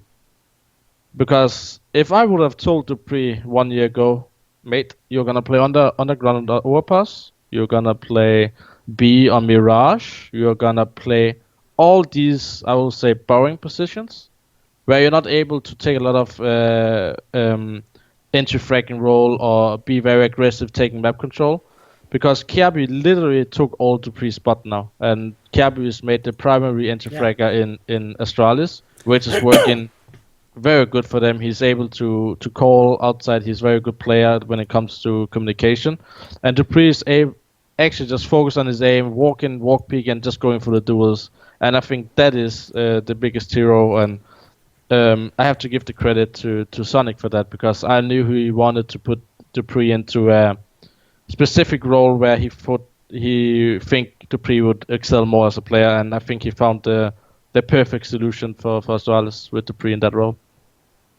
Sure. So, when you first got to Dignitas, and you got that lineup where, like as I mentioned, you basically inherited all 4 of the players that you had for all the really great period when you were TSM and Astralis, where it was all they basically did is cut fetish and bring you in, and then instantly the team was really good and everything went awesome. When you first got there, at the time, I understand they were a really skilled team. Like, all the 4 players in their own way have all their own amazing qualities and were among the best. But at the time, a lot of people didn't say, oh, Device is the number 1 player in this team and is a star player. And in fact, this is something where I've spoken to him, in the last year or so. And it's funny, he actually spoke about this in that interview I did at ELEAGUE, but unfortunately they cut it down in like to 2 minutes. So they cut all this good stuff out. And I remember I asked him, like, he actually used to get quite mad at me in the Dignitas days when I would say publicly, like, he's the star player, like, he needs to actually, like, deliver in the big game or whatever. And the reason he was kind of annoyed by that is because he felt like, no, don't call me, like, the star player. I'm just another good player. We've got a lot of good players in this team, and it's everyone's job to have a really great game. And, don't kind of put the blame on me in that way. And the funny thing is, when I talked to him more recently, he was kind of almost like, no, I kind of adopted the same mentality. I had to kind of realize, like, no, I'm better than some of these guys, or I'm a more complete player, to use your words, and therefore I can't just like expect, like, oh, for losing a big semi-final, oh, Zipnix, you're supposed to win the whole game now, mate. Oh, dupreeh, you have to take over and do, because they can't do the same things you can do. And so he said that was actually something that was like a big step for him to not have choking performances and to kind of take the responsibility on, like, I have to be the main player. When you first got there, what was he actually like as a player to work with in that sense? Like, was he a player who took a lot of direction? You could tell him what you wanted to do? I think he developed a lot as a player, as a person. Back in the days, he was more like a quiet guy, I would say. Like, just focus on his game, listening to what I'm saying, and just doing the stuff I ask him to do. Where recently, when you see them play, the way he moves around, the way he always wants to become better as a player, he has a very unique winner mentality, and he never really tilts in that way. He always put himself on a very, like, he has high expectation to himself all the time, and he always delivers to that. And I think he's very unique the way he works with himself and always try to get better. Reading a lot of this psychology stuff about himself, how not to choke or whatever things he might read just to become a better player. So he really dedicate himself to the game, and you also see the way he's expressing himself into how he's preparing for the matches, looking heat maps, and how he's looking at himself, how to be better, how to develop his way of orbing, and trying to focus on specific things in official matches. So I just think he is grown a lot as a player, but mostly as a person within the team as well. He knows that he is the player the team is looking for when they're in trouble, and he knows he has some some kind of a role within the team that when under pressure he has to step up. That is basically his role now. That he has to be the bigger player who has to bring the team into the final if they're in problems. So I think he just grew a lot as a player, as a person. Was this anything that the team or you ever verbalized to him? Like, did you ever tell him these things? Like, you're not just another player, essentially. Because I can see that you get the point I'm making, which is that here's the thing: if that's an interview and he says that publicly, that's probably really good for his teammates' confidence. Like blow them up, make them think good. But if someone says that privately, it sounds like they're just trying to be like, oh, it's not my fault if we lose. It's everyone's fault. And kind of like the star player can't really just back off in that way. No, but there's one situation. I think it was the Kiev match against Heroic on Train, where we had a specific when playing a Train that I was playing early on Train as T, and I was giving a lot of responsibility to Device to control. If they're gonna take the B standard, let the white wall, black walls take inside. I gave him a lot of responsibility to tell me if he wants to do something with it up, he wants to jump down lower, he thinks the B is a good execute right now since I'm far away on the map, so I'm not able to maybe see what they see, do they smoke lower, all that kind of stuff. So I gave him a lot of responsibility and practice were good. There was just one match against Heroic, we were losing 8 or 9-0. And again, it was a situation where Navi lost against Tyloo, so if you lose against Heroic, you're playing Tyloo. And he literally just didn't deliver at all. And I literally said to him after the game that he has a responsibility now. He is in specific map like Train, he has the responsibility. Even though it's a bad game by his side, he has to feed me with information because else we have to restructure the whole Train.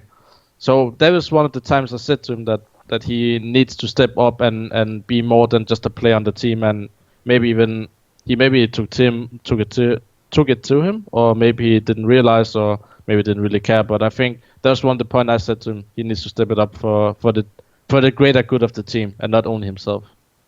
I mean, as you mentioned, he obviously did work a lot on himself, and this has been an ongoing process. He still does it now, like you mentioned with the heat maps, etc. And actually, this level of dedication from a star player, pretty rare, actually. Like a lot of amazing star players, they're the ones who play the least. They just fuck around, like they almost do just take it for granted that they have mad skills and they're just going to own everyone, which is not really like a professional sportsman's mentality. But I also can understand from Device's point of view, he was someone who clearly had some issues, And this is one of the things I wanted to know as an in-game leader. Like, again, when I was describing the in-game leader's mentality, you almost have to take each match, even if it's a final or if it's a group stage match, like it's the same game, You're just taking it like, this is what usually we do, and this is like what we've practiced, and then you're just hoping that once you kind of tell them that they do the part like they normally do, and they win the 1vx they're in, and they get that entry frag, and then you can make the call, you can have the control at that point in time.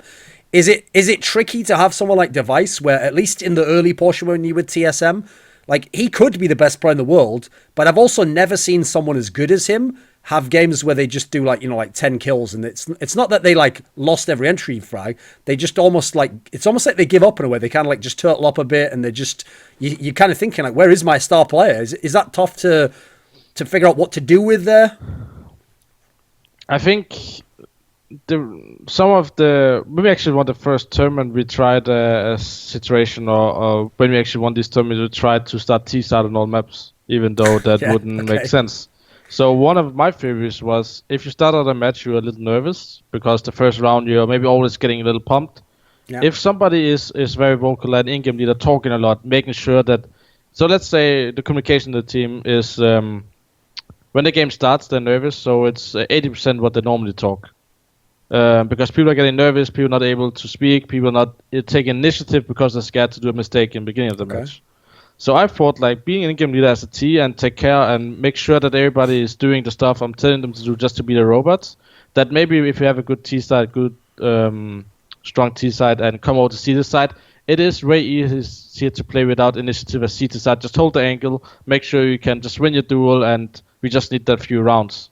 Which I think was able to also sometimes where when the very tight situations, that if you're able to just be passive and defend as a team, it's way easier to handle than you have to somehow come up with a special mid-round call that really makes you come back in the team. Yeah, if that makes sense. That is something we tried at least in a long period of time of TSM. Maybe it was just like psychologists for ourselves thinking maybe it changes something. Maybe it didn't, but I feel good always starting out that make sure that everybody's on the same page and listens to me. Then maybe people getting scared. If I say jump through a smoke and it's 14-14 round, people might not to do it because what if I die? Like where at seed side you are able just to hold the angle. So the sad part about the story with Device when he was playing for you is like, okay, maybe these things happened in 2015. Maybe he did have games like against NIP at the major, Cluj, where yeah, he didn't do anything, I mean, no one else did as well, but he also, when he's the superstar player and people call you the best in the world, you can't be worse than Freiburg and Exist. And, like, come on, we've got to have some win conditions here. So, okay, in those eras, it was also fair not just to call Astralis like chokers, but yeah, to say Device choked. But the brutal part to me is the part where it really kicked in a lot of the psychological work he done was the end of 2015, coming into 2016. And this was when the team was going downhill. So now you were losing to NIP every time.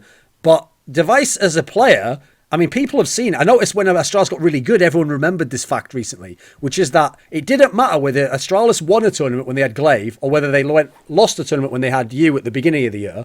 Device's stats were like the same every tournament. This guy actually did get himself to a part where he didn't choke. And I remember famously all those heartbreak losses you had where you lost to NIP at Malmo and it was a train game and then you lost on train as the decider to Luminosity. Some of these games, he's playing like unreal. Like he's like the best player in the server and you lose the game.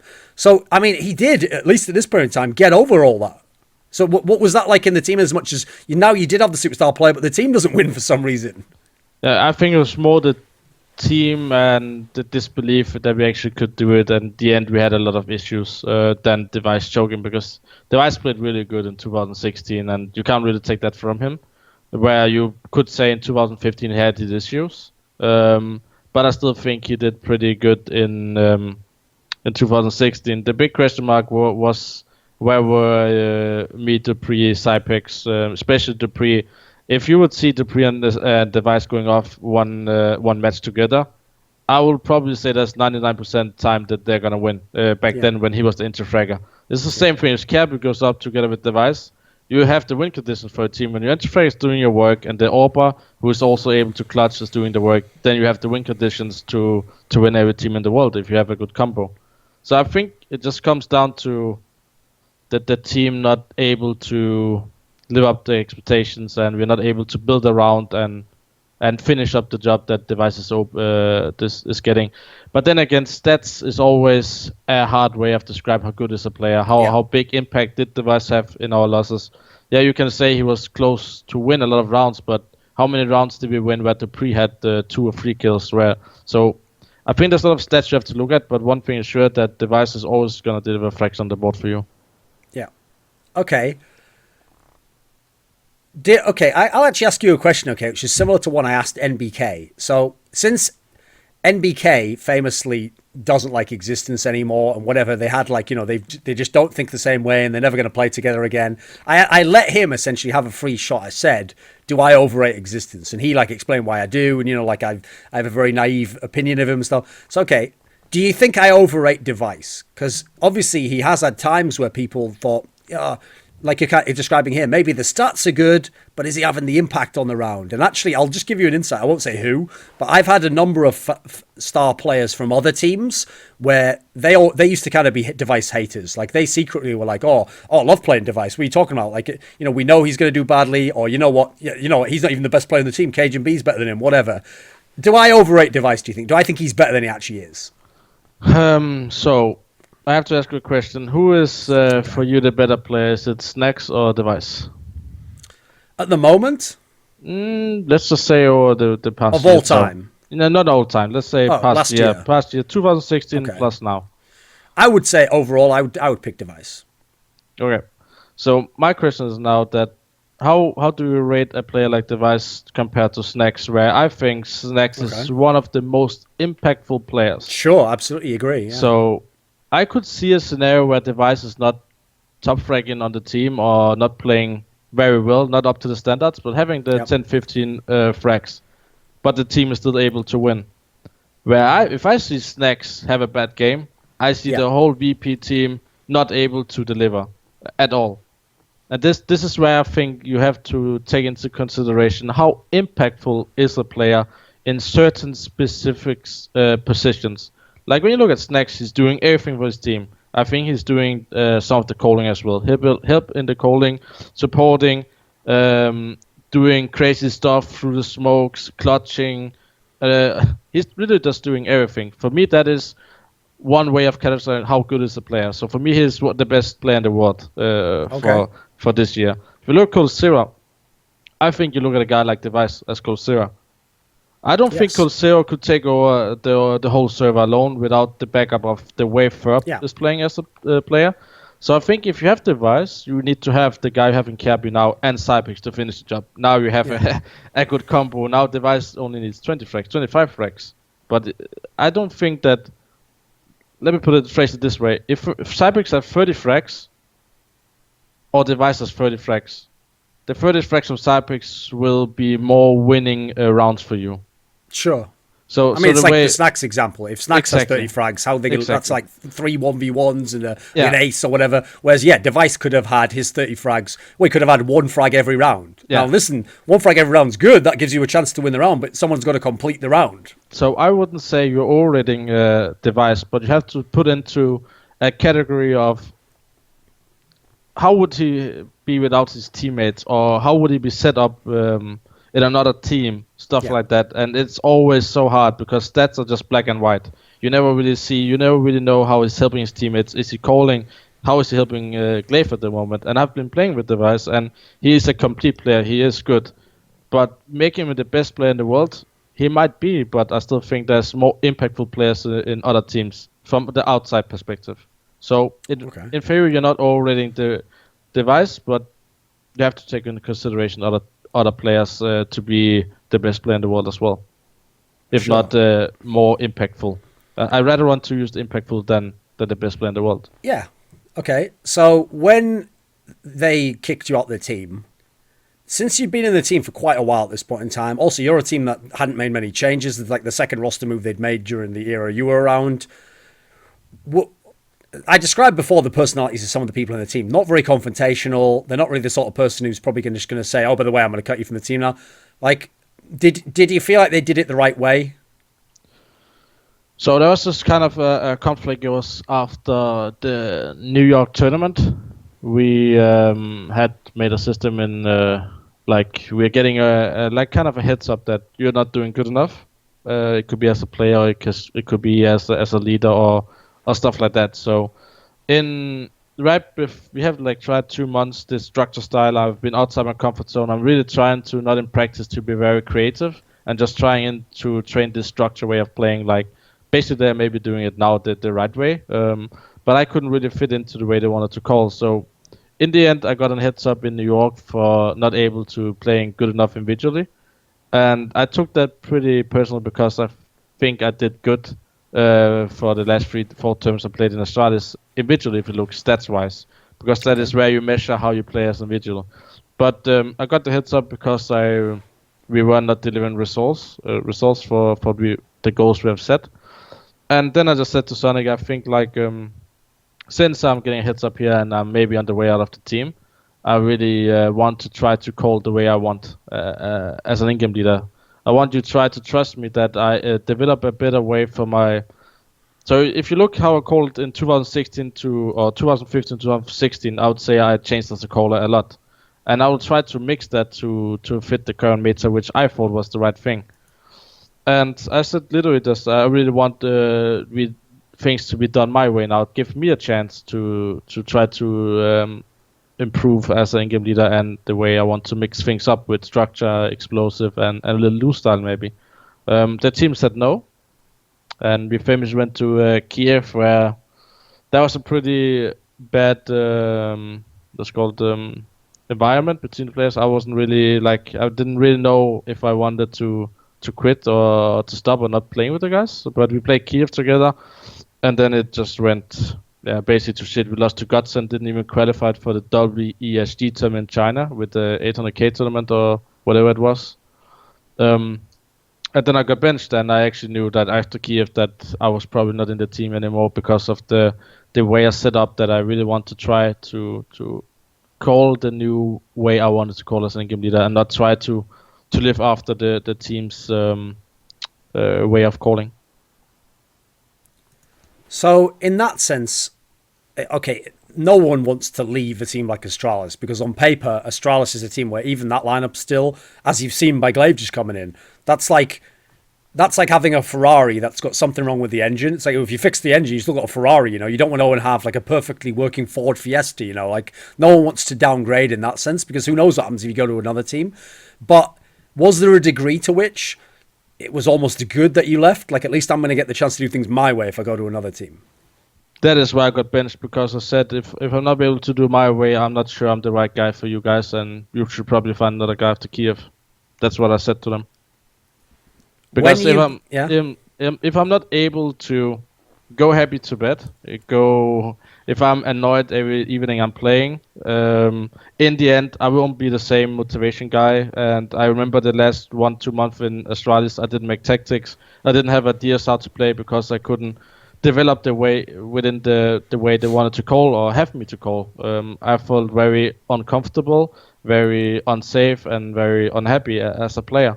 Even though we had a great time for the 2 years or how long we were together as the core in the team. So literally just said, if I can't have it my way, we need to split up. Because I think it's more important to be happy and not play for the money. And I was literally didn't care about the money because we got good salary, and I would be happy just to get half of it, just be able to have a team where I actually have fun. I actually feel like the way I'm calling, people listening to me, and I again have control of the team, like I did when I had joined TSM. The same feeling I have now in FaZe. Like everybody's listening because nothing worked before I came, so everybody's just open arms for everything I'm saying, everything I want to do, and that is an amazing feeling as in-game leader that you're given the opportunity to be the guy who has a lot impact now when you can't be the star player of a team, but you can actually try to improve the whole team as a unit. And that is why I love to be in game leading. So when Astralis removed you officially, and almost immediately, you know, the deal was worked out, you went off to FaZe. This was where like you had to go basically straight to ELEAGUE, and you had like, you know, like no practice or a day to talk to them or something. When you joined FaZe, you said now, you know, they told you like, no, listen, you'll be in control, like we'll do things your way. Was there any worry at all that you'd get there and then they'd sort of be like, okay, listen, this is the way FaZe works. I'm talking about the players, obviously, not the organization. Like, listen, you see how much we get fucking paid? Like, they don't care if we get out the group stages, you know? Like, just shut the fuck up, play. We're all just going to do what we want. Like, that's kind of how it looked like it was in server. You know, they were so messy. Were you ever worried that, like, you wouldn't kind of get full control in this sense? Or was it expected that you'd come in and they really would, it would be your team? The FaZe owners and Robin made sure that the team is going to listen to me, and I probably also knew from playing with Alu, he knows how I have been calling. Aizy have heard about me, so there was only like the two other players who is also open arms. Rain have never really played with an in-game leader before, so I just think all things were set for me to come into the team. And Robin has said he's been looking for a long time for a guy who could lead the team inside the server instead of lead as a coach, because that is hard to be an example and leading as a coach compared to in game and showing how it needs to be done. So when you got to this team, funnily enough, this is why one of the reasons I referenced the fact that in CSGO you did play with all those people in like the second tier in Copenhagen Wolves and Reason, but funnily enough, one of the only people you didn't play with was aizy, because actually he was off in Dignitas, basically Astralis, during the period when you were with these teams and you were on the opposite team.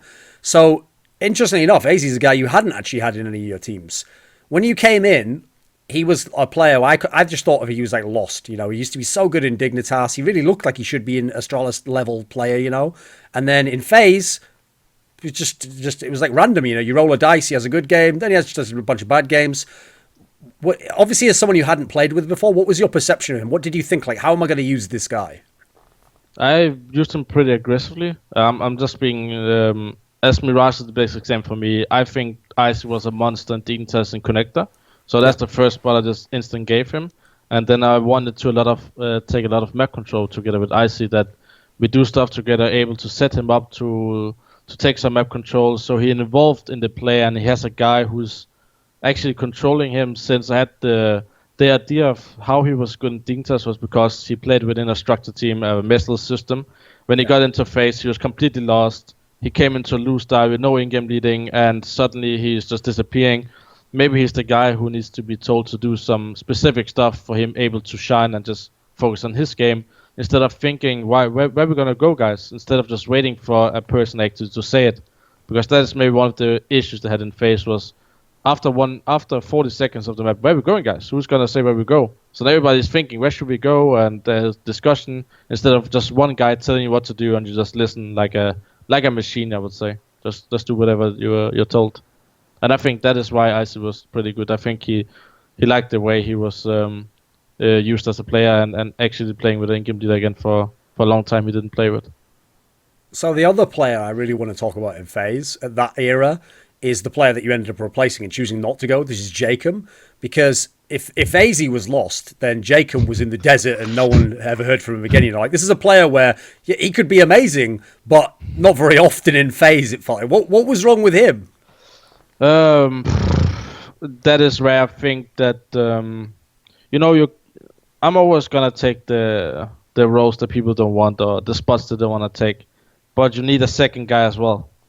And let's just say jkaem, aizy, and Rain was probably the players who wants to be part of where the action is happening. And I kind of missed the guy who was able to play a little passive when it's needed, and just listening and not overpeaking. And that is why I thought like Kjaerbye was the perfect fit. Right after we played with jkaem for 2 or 3 wins, he had one good match, a very good match, and that was the decide against Cloud9 and overpass where he like 30 frags or just able to kill everyone. But he was really lost, and I never found out how I should use him. He should basically be used like using Rain, I think. Okay. How is that? That is sometimes to give him this entry frag and roll, or just let him do his thing sometimes. And it's hard to let everybody do their things on a team because then I have no control. Okay, so here's the funny thing, okay? I mean, this is not going to be a perfect analogy, but if I describe the way I described Cajun before, I'll also give some of that kind of characterization to Rain. Because if everyone remembers, right, when they had that major where they got like the worst group of all time, where they had all the champions in their group, they had FNATIC, they had G2, they had SK Gaming, right? No one else thought FaZe was getting out that group, you know? Even if someone had one of the others, it was 2 of the other 3, you know. No one's picking FaZe to get out the fucking group. And they never won best of 3 series anyway, so they're definitely not winning best of 3 to get out. So the difference is, all the other players in that team, like, listen, I've known Alu quite a while, like jkaem, actually someone who behind the scenes was never super confident when he was in that team, you know. All these players, Keo was just glad he was actually on a good team at that point in time, you know. The rest of them didn't really give a fuck that I, like, flamed them, you know, and was like, you know, I hope they don't win any games, because essentially my joke was, like, they're just going to ruin what would be awesome matches between the other teams. I want to see the other teams play the rest of the tournament, right? I definitely don't want FaZe to get out. But Rain was the one who was just sort of, like, mad. He was like, you know, like, no, well, we're going to do it. And like, he was telling me, I really thought we could do it, you know, even though the rest of them, I could tell, like, sort of gave up before the tournament even began almost, you know. What is this guy's mentality like in CS, do you think? How would you describe him? He wants to win very badly. And I think it's quite a hard guy to describe. He's just quiet. He's always the same guy. The communication the same way. He's... I don't know how Flame is, but he literally reminds me of Flame, just doing his thing. Just let him do his thing. Just make sure he is fine and everything. Because I really feel like when he is in his zone, his aim is so on point. That, like, you can just see the way he's aiming, the way he's clutching and stuff like that. And he's always the same guy. So it's quite hard to tell him the same as Cajun. Maybe he just really wanted bad to win, that he said they have a chance to win. And also feel that when I now have Rain and NiKo in the team, that is 2 players who never won a big tournament. Where Elo has been very far in many tournaments with NIP, lost many tournaments, and in the final, like 6 of final with NIP or something like that. And Q have won the major. So it's kind of, you come into a team where you have 2 players who have won a big international tournament, and they are very hungry, and they will literally just say, we are the best team in the world after one win. And they even said now they probably think we're the best team in the world right now. Okay, yeah. And that is good thing to have, because you believe that you can do it, and you're always able, and you always want to have players with that confidence, but that they believe in it, right? Instead of just having this not really caring about it anymore, because now we're just playing Counter-Strike for a living, which I think the old phase was. It was basically just, getting money in the bank and just traveling around the world getting drunk after you lose a tournament. Like that's how I looked at FaZe anyway before I came. What was the... Okay, so when you got this lineup, before you got NiKo, already the team was pretty good, you know. You could always make the playoffs, you make top 8, or had the occasional top 4. So the team was clearly good, but there's something still lacking, right? What I figured with ELEAGUE was... I hate to say a star player, but we missed a snacks guy. We missed a device guy, a Coldzera who consistently can frag. So you have the win condition. You always know NiKo's gonna have a good game, right? So you have your condition there. Now you're just looking towards if Rain has a good game, but then you suddenly you're really gonna roll the whole thing, right? Yeah. So when we had aizy and Rain, I couldn't really see a situation where I always knew Rain's gonna have a good game. I always knew that aizy's gonna have a good game, because it was not always gonna happen. If they both were gone from the server, we literally had no chance to win. It came down to me, Kyo, and Elu. In the positions we are not able to take over the game like an anti-fragger or the way I set up aizy. So I think changing aizy for NiKo was a good deal for us, even though I really like the way we used aizy in the team.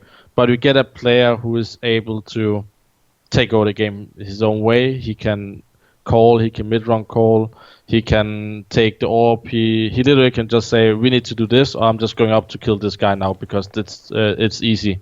So he has this confidence and belief he is the best player in the world. And that is also why we took him. That we needed that young, hungry guy who really wants to win and don't really care about anything else than winning. When you were at the major, the E-League major, and you were in the quarterfinals, and you're playing SK, they've got a stand-in, so it's even a stand-in who was in FaZe. It's like, okay, maybe there's a chance here. Okay, here's a detail not a lot of people know. So everyone knows that in the E-League Season 2, with all those upsets, by the way, thanks for also helping me out with that one, mate. So there was all these upsets and Thorin went 0-7, right? So, interesting detail, okay? People don't know this, but Thorin would have gone 7-0 at E-League Major, but he had one game he got wrong, right? Because since on the desk we go map by map, so when SK was playing FaZe, the third map, we're doing the analysis, and we have to pick at the end who we picking. At the beginning of the series, I said SK 2-1. And then when I got to the last map, and you made it to 3 maps, and I know it's overpass, and I know that, you know what, SK's been a little bit dodgy on this recently. It's overpass, it's karrigan's map, like, it's the new FaZe, you know, he must have drilled this map so much. Like, this is the time. And I thought, the reason I did it, by the way, is obviously I thought this was going to be like the genius call last second, you know, like, that I switched it up, and I knew what was going on. And you obviously, that wasn't even a competitive game, and Fer just like shit all over you guys. Like, what happened in this one? Because this is like an example of where you could see there's still a gap in FaZe where you needed something to be a real top team, right? So this is where you need to make your assessment of how good is my overpass, right? Because if you're gonna look at all my teams I called with, I think I've played overpass against SK 10 times in my career. I won single of them. There's something about their CT side that just really cracks me up every time. The fair on A is impossible to handle. The fallen is everywhere, and Coldzera is a lockdown on B. You have all conditions for them to win on this map, especially when Fer just playing alone A, just wrecking everybody. You don't even get to take map control. Like I said, like the way you are looking at overpass is a very structured way of doing it, and I don't think we are ready for that kind of aggression yet in our lineup, and that is something that's hard to counter because Fer was playing an incredible game against us, and Fallen didn't even have to carry that game, where he normally is very good on overpass. So I think that this was also the feeling when we came into that V2 had Mirage, Train, and overpass. I would say that is top 4 of our map pool. We had Nuke as a very good map as well. So these 4 maps is dream scenario. Where I said to myself next time I'm playing SK, it doesn't matter how good I am, I'm not gonna give them overpass and Train in a V2 again. Because it doesn't make sense. Because you have to try to play another map at that point, I think, because they are really good on that map. And it's like I'm saying, when you play Astralis, you should also watch out what maps you're actually giving them. If you're giving them Train and overpass, you give them a good reason to win the whole series just by having these 2 maps. Plus they can win your map pick. Yeah, exactly. So I think it comes down to just I have big issues calling against SK on that map, and I've really tried different things, different counter, but they somehow seems to get under my skin every time. And it's actually the only team where I don't feel confident playing overpass, and that is SK. Okay. So when you got NiKo into the team, even though now everyone can say, oh, I always knew he'd be really good in the team and it'd be perfect, and obviously he'd be a superstar, but the team would be really good. Like, everyone can be a genius now. But I'm sure, you had to question, right, when you brought him in, like, is this guy going to be someone where maybe he's a monster because his team's so bad? You know, maybe he just, like, has a mentality where could be selfish, right? Could be a guy who's just like, right, I'm only going to take the spots that are good for me. Or maybe he's amazing when maybe he's someone who pressure got to him. You know, you didn't get to play many big finals and semis when he's in mouse spots for obvious reasons. Was there ever any, like, what was the feeling when he was coming into the team? Like, did you have a special mentality? It's like, how am I going to approach this? How am I going to deal with him? We had to find a player for instead of aizy, and famously there was the discussion with Scream and NiKo, right? Yeah. So I decided to watch the demos of NiKo and Scream, basically how they're playing as a player in the different lineups, different maps. Where do I see the future of this player, and how can I utilize him in a different way? Where I saw Scream is very limited in the way he's playing. He has a specific way of always playing. And that is why I'm also a little scared to take him into the team instead of having NiKo, which is for me an all-around guy. The way he is playing, sometimes he could be the guy going in first, just wrecking people, anti-fracking, but he could also be the guy who could lurk and win you the clutch. And you can just see on a demo how people are reacting and flashing for the teammates. You know, they're communicating without even watching the TeamSpeak or listen to TeamSpeak. You can just see how he's reacting on the specific information, and that is why I just were in love from the demo review with NiKo, knowing that this guy is able to react and do a lot of stuff you actually don't know before you take a player in. So I just think bringing him to the team, I had a specific way I wanted to use him, and we talked a lot, me and NiKo, that he's probably not going to get all the roles he wants, but I'm pretty sure I'm going to make him 90% happy, 80% happy of the time. I just have also obligations. He also has obligations, is that he's able to, in official games, to help me if he sees an opening on the other side. So you will never see me and NiKo go together on a site, or in a standard we will never take map control together, because I have a lot of belief in NiKo, the opposite, as my secondary caller, like I always was in 1.6, and that is why I think we have a kind of unique lineup now where we're able always to approximately take a good decision where we want to end up in a mid-round calling, because we have a good guy who's also good at reading the game instead of just saying they're smoking, but he's able to read that he thinks they are gonna stack A or whatever they're gonna do, and that is a good thing to have in your team since your coach can't talk anymore. So there's a quote, right, that's on Reddit. I didn't get a chance to watch the episode yet, where you were on this State of CS or whatever it is that the Room on Fire guys do. And the quote is, NiKo is the best player I've ever played with, by karrigan. Yeah. Now, in CSGO, though. Yes, in CSGO. In CSGO, yeah. Okay, so here's the thing, is if people think I overrate Device has won tournaments, you know. He's now won the major. He's basically, he's now like completed what all the all-time great has to do, you know. You have to do everything. You have to be good in the playoffs, you have to win the major, you know. NiKo just made his first big final of a 250k or more tournament. NiKo's a better player than Device? So that is again impactful, right? Sure. If you have to set up a player, Device is better over than NiKo, right? You can't really discuss that. You maybe has a stronger mentality right now how to cope with big matches, since NiKo haven't really been tested. You don't know that yet, right? Sure, yeah. Then where I think NiKo excelled compared to Device, since that is maybe the second best player I ever played with in CSGO, that he's able to communicate very good with his teammates. He's very good at setting them up. He's able to put others in the team in front of himself. He will often say, I'm going to take UMP with full grenades, and able to do something with it instead of having one guy dropping an AK to him and you set him up to do stuff. Yeah. So he's a lot of a big team player. He's able to call and communicate good, and he can do everything in the game. And just by you know, you have this feeling when you watch a football player in soccer, the way he's moving, the way he just confident, and how he just attacker just makes the goal, right? He doesn't even need to look at the goal. He just makes them, and that is where I think NiKo is just the way he's just in eye is just delicious. I would say I don't know how to just explain. His awareness is exceptional compared to other players I've ever seen. Even Rain has sometimes this awareness, but you can if I look at NiKo, he's checking everything. You never really surprise NiKo. He checks every corner, every single do, and he never gets surprised. Where I think that other players, like me, example, I don't check every corners because I'm just reading the game and trying to read where I should look and where I shouldn't look. Where NiKo is really just walking behind and clearing every corner there is. So I just think the whole package that it is also, of course, limited time where I only played with NiKo. So it can also be a honeymoon period. You never know. But I still think a player like that, the way he reacts right now, is the best player I have played with in CSGO. Even though Device is very close and Device is very unique in his way. But I just think having NiKo on the team is a worth of a snacks in VP.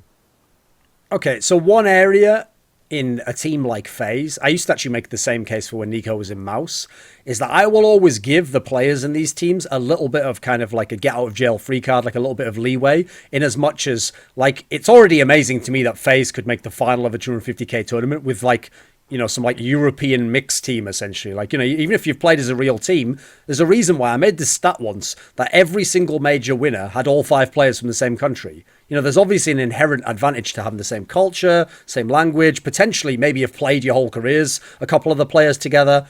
So on one hand, I don't want to make it unfair and be like, you know, now you've got everything, you have to win the major, karrigan. But if you've now got, you know, FaZe has fit around you pretty well so far. Now you do have NiKo, who potentially, listen, he absolutely could be the best player in the world or ever. He's that sort of talent. Is this enough? Is karrigan's going to win the major now? Karrigan's no excuses anymore. You can just win everything. I don't really see any excuse anymore. I think I have fit the roles I want to as a team. I think that the key to win a tournament or win big tournament is have some kind of set roles in the team. You know who's gonna deliver. You know specific roles you have to do. You know how you have to make sure how you win. You know how to help your teammates. All that kind of stuff. I think we have set the stones now for FaZe, and I don't see in any world right now where I would make a change for any player. I think we have the mixture, and we just need some time now. And this communication stuff at an internet team would never win. The communication stuff is not a problem, because everybody is able to speak English nowadays anyway, right? Sure. So you have keywords, you have specific names. The biggest problem I have actually discovered is the culture of how you grow up with CS. So I'm coming from a Danish culture, how you are approaching the game. So Elu is coming from Finland with the way he's approaching the game, and he learned from maybe Lurpis or whatever they had to approach. Then you have a NiKo from Boston. Where did he learn his approach? Who knows exactly? Yeah, right? and Rain never played with an in-game leader. So I think there's this culture in CS:GO, because I learned how to play CS:GO with recent gaming, which maybe also at MSL. I learned play with Glaive. I learned how they play. Maybe the Scandinavian countries have the same way of approaching the game. But I think that is one issue that you have when you make a team combined. How do we want to play as a team? Because somebody wants to play loose. Somebody is used to play structure. So aizy was playing structure his whole life, I think, in all the teams he played. Yeah. And suddenly comes into a team with no in-game leader. Everybody likes to play the loose start, just going for the peaks because they think that's the way to work. So I think that is one thing. If you make a international team right now, just picking up players, you have to make sure everybody's on the same page and approach the game the same way as you do. Because communication will never be an issue anymore, in my opinion.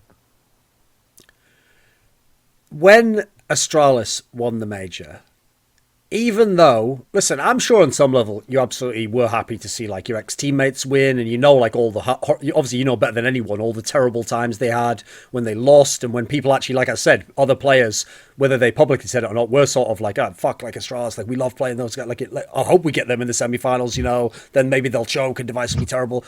So when they win, I'm sure on some level you did appreciate it, but every player I've ever interviewed who leaves the team and then the team, you know, like has more success without him or wins the big tournament, they never win without him, there's always something bittersweet about it, isn't there? I actually think this is the first time in a unique situation where I actually was happy for Astralis that they win the major. I was starting the idea of starting Astralis, we all built up from scratch and from the heart that we thought we could at one point win the major, and all the hype and all the things we've been through and all the changes. I think I would be more bittersweet if I was playing very terrible. I wouldn't make a name for myself and wouldn't be happy where I am. So let's say I would play in a tier 2 or tier 3 team and not able to make playoffs anymore, just crashing out group stage. Then sure, I would be bittersweet, because we split it up in a way of looking at the game different ways. So you can, in one thing you can say they won because they followed the structure way, they believe in the system, they changed me, got in a guy who were able to implement the stuff they wanted. So they win, and I'm the loser who's not able to implement the way I want. But the way I feel confident in FaZe, and I don't really care if Astralis is good or not. I just want to be better than them, and I'm just happy as long as it goes for them. But everybody knows who've been the best team in the world. It's easy to beat number one, but it's hard to stay number one. And this is where I'm going to take away from Astralis, I hope, one day. Okay, so this is what I wanted to know, because as I kind of alluded to before, in the E-League Season 2 playoff bracket, it should have been the storyline we had at IME. It should have been Astralis versus karrigan, and you guys should have beaten Optic and got to the finals, and we would have had this awesome storyline, but you delayed it a bit. You want the story to be better, you know, so you waited until it kind of eats it, and we finally got this story, but even better, because now we've got NiKo, you know, now we've got a real, like, maybe you even have the best player in the game. When you actually play them now, though, is it, alluding to what you just said now, it would be more sweet to beat them than anyone else. Would that be true? Would you like to destroy them? Yeah, that is true. Of course, you want to give hands to them and say good game, and just have the feeling of like you actually beat them while they are the number one team in the world. So of course, when it comes down to when I'm playing the team, I really want to beat them. There's not like, oh, it's okay if they win, stuff like that. Of course, I want to beat them more than anyone else, because I really have this grudge against them that my style is also working, right? And they have their style, I have my style. Let's see who is the best. So I think like there's a good storyline, but I don't buy so much into it, because if I'm buying into the storyline too much and gets too emotional in the game because I really want to win, then it can also hurt the way I'm calling, which I think is more important to stay calm and just enjoy the moment after from winning or losing. But losing the finals, of course, was hard. But I'm still happy with the result we did with 3 or 4 days practice, and maybe next time if we play Astralis in the final, it'll be even harder to lose, because now you don't have this kind of excuse you always would had if you have nothing to lose, right? When we're in a final against Astralis with a best of 5, and they are the best map pool in the world right now, and you have written the best of 5. It's the hardest thing you could actually do, but I'm just happy that we didn't get smashed, and I still think that this day today that some specific moments in the game could have changed, and maybe we could have won the final. Who knows? Okay. So when we were kind of having that discussion about like the development of Device and how he's changed as a player and his impact and stuff, he's one of the players where if I had to give one quality about him that's not the same for every superstar player actually, is that he's also a guy where it feels like he has to be comfortable. You know, if he's uncomfortable, then it's even more likely he might have these problems. If you're going against him as the opposing in-game leader, without going into details, do you actually think you know how to make... Can you make Device uncomfortable? Can you shut him down? Is that possible?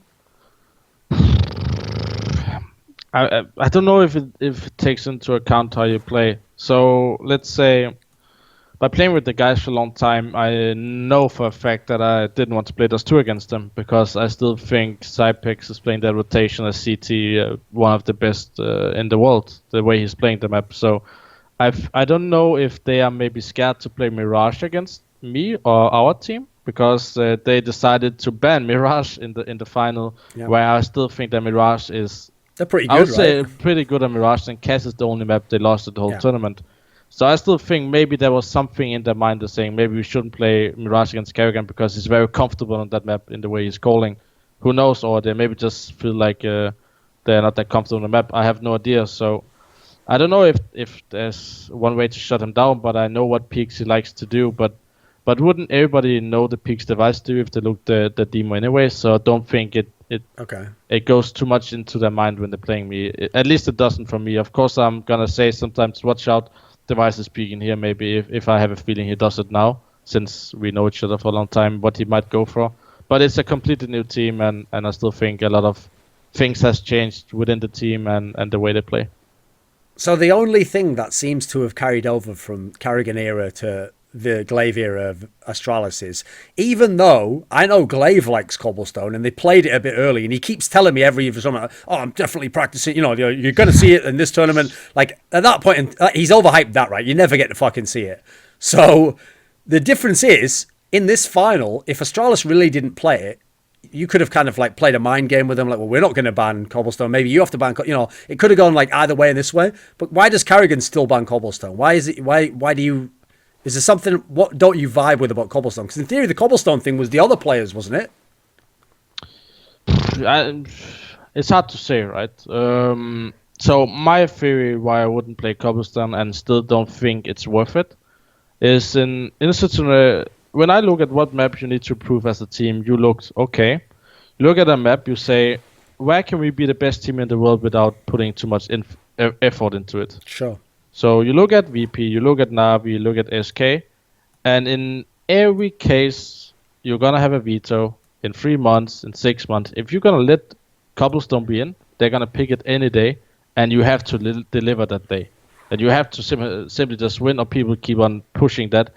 I'm always in this, when I go into a veto and people don't play a map and they suddenly just start not to permaban it, I will every day just tell me, show me what you got, because it's an official game. Practice doesn't mean anything anymore because people don't play the same way. So when I know from Astralis, I have the same view of it, that it doesn't make sense to invest 3 or 2 months of practicing cobblestone for a longer time, because people are way too good on it anyway and they're going to pick it. So why not just make a 6 map pool good so you're able to pick 2 of their worst map.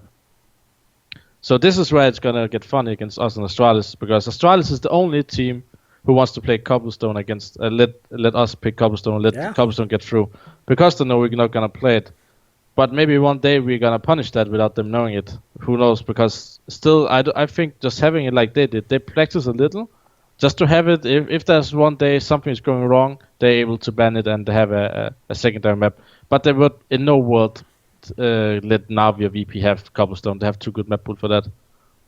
Okay, so I noticed when you were talking about they beat you in the final, etc., you called them the best team in the world. And sure, on paper, I mean, at this point, no one can deny on paper that they're the best team in the world. The results are better than everyone else's.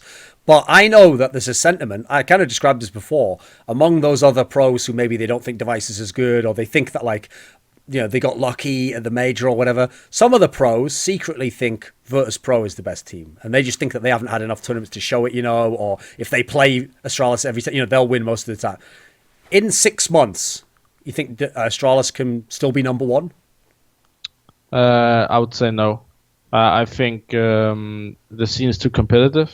In 6 months, who knows? The super team could be the best team in the world. It's true, or, yeah. a new team could come up, or international team. If we start playing good, maybe more teams are gonna buy out players and make their own international team. I think it's pretty hard nowadays. I think SK was exceptional, and somehow they're able to win the right tournaments to retain the number 1 spot in the world, because they wouldn't win all tournaments. They will win the right one that really mattered for some people. And the same you see with VP. They have this class VP. Okay, this is an important tournament we're going to show now because we're bad the other tournament. Now we're going to show you the best team in the world. And that is why I never see VP going to win 2 tournaments in a row. Because there's something about the Polish guys. Go back in 1.6.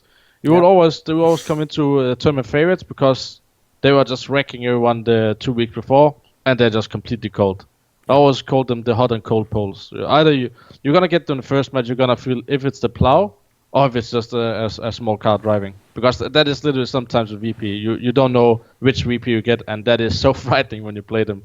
Because you can just get smashed on all your best maps if they are in that kind of mood, if you fire them up. And I think Astralis woke something up in VP. The question if they're going to wake up the task boy again for the next match to meet. But I still think that somehow Astralis have problems with VP. And famously, VP has had always problem with FaZe somehow. No, Taz is gonna wreck me on Twitter soon and say, "Look at the rankings." But I think there's always something between teams, that the way the play style, or there's something that is psychology. There's a team you don't like to play because there's specific maps and you share the same map pool, and then suddenly you feel every time that you play them, they bet on your maps, even though you win 9 out of 10 times other maps. So I have a really hard time seeing that a team like Astralis can be number 1 in the world in 6 months from now. I'm happy if they can prove me wrong, because it takes literally a lot to be number 1 in the world for a longer time now. Okay, when you did that famous match at Columbus where you played FNATIC, and remember they had won 6 tournaments in a row, you know, people forget this is the match that ended that, and you didn't just beat them, you guys just destroyed them completely, and you did this time out. I mean, I love it. I think stuff like that's great. By the way, I love it when VP talk shit as well. I think it's just, that's like, first of all, I guess it's like a 1.6 thing. It's like the old school mentality, you know. It's like if you're winning, of course you're going to talk shit to that guy. That's what we used to do. But was some of that kind of what I was alluding to? Like, it's true. Some of the other teams who, on paper, you'd say, okay, Virtus Pro, FNATIC, you know, these guys have all been champions, they've all been up there. Some of those other teams did, at least behind the scenes, act like maybe Astralis is the team that don't deserve to be there. You know, they're not quite as good as us, or, you know, they're overrated, or we don't mind playing them. Was this anything to do with it? Or was it, when you did this timeout, was that anything that you were thinking about? Well, I didn't like the way... I can speak openly about it. We didn't like the way FNATIC acted in interviews, and the way they felt like nobody could beat them. They were unbeatable, and they will win the major, and it will be easy.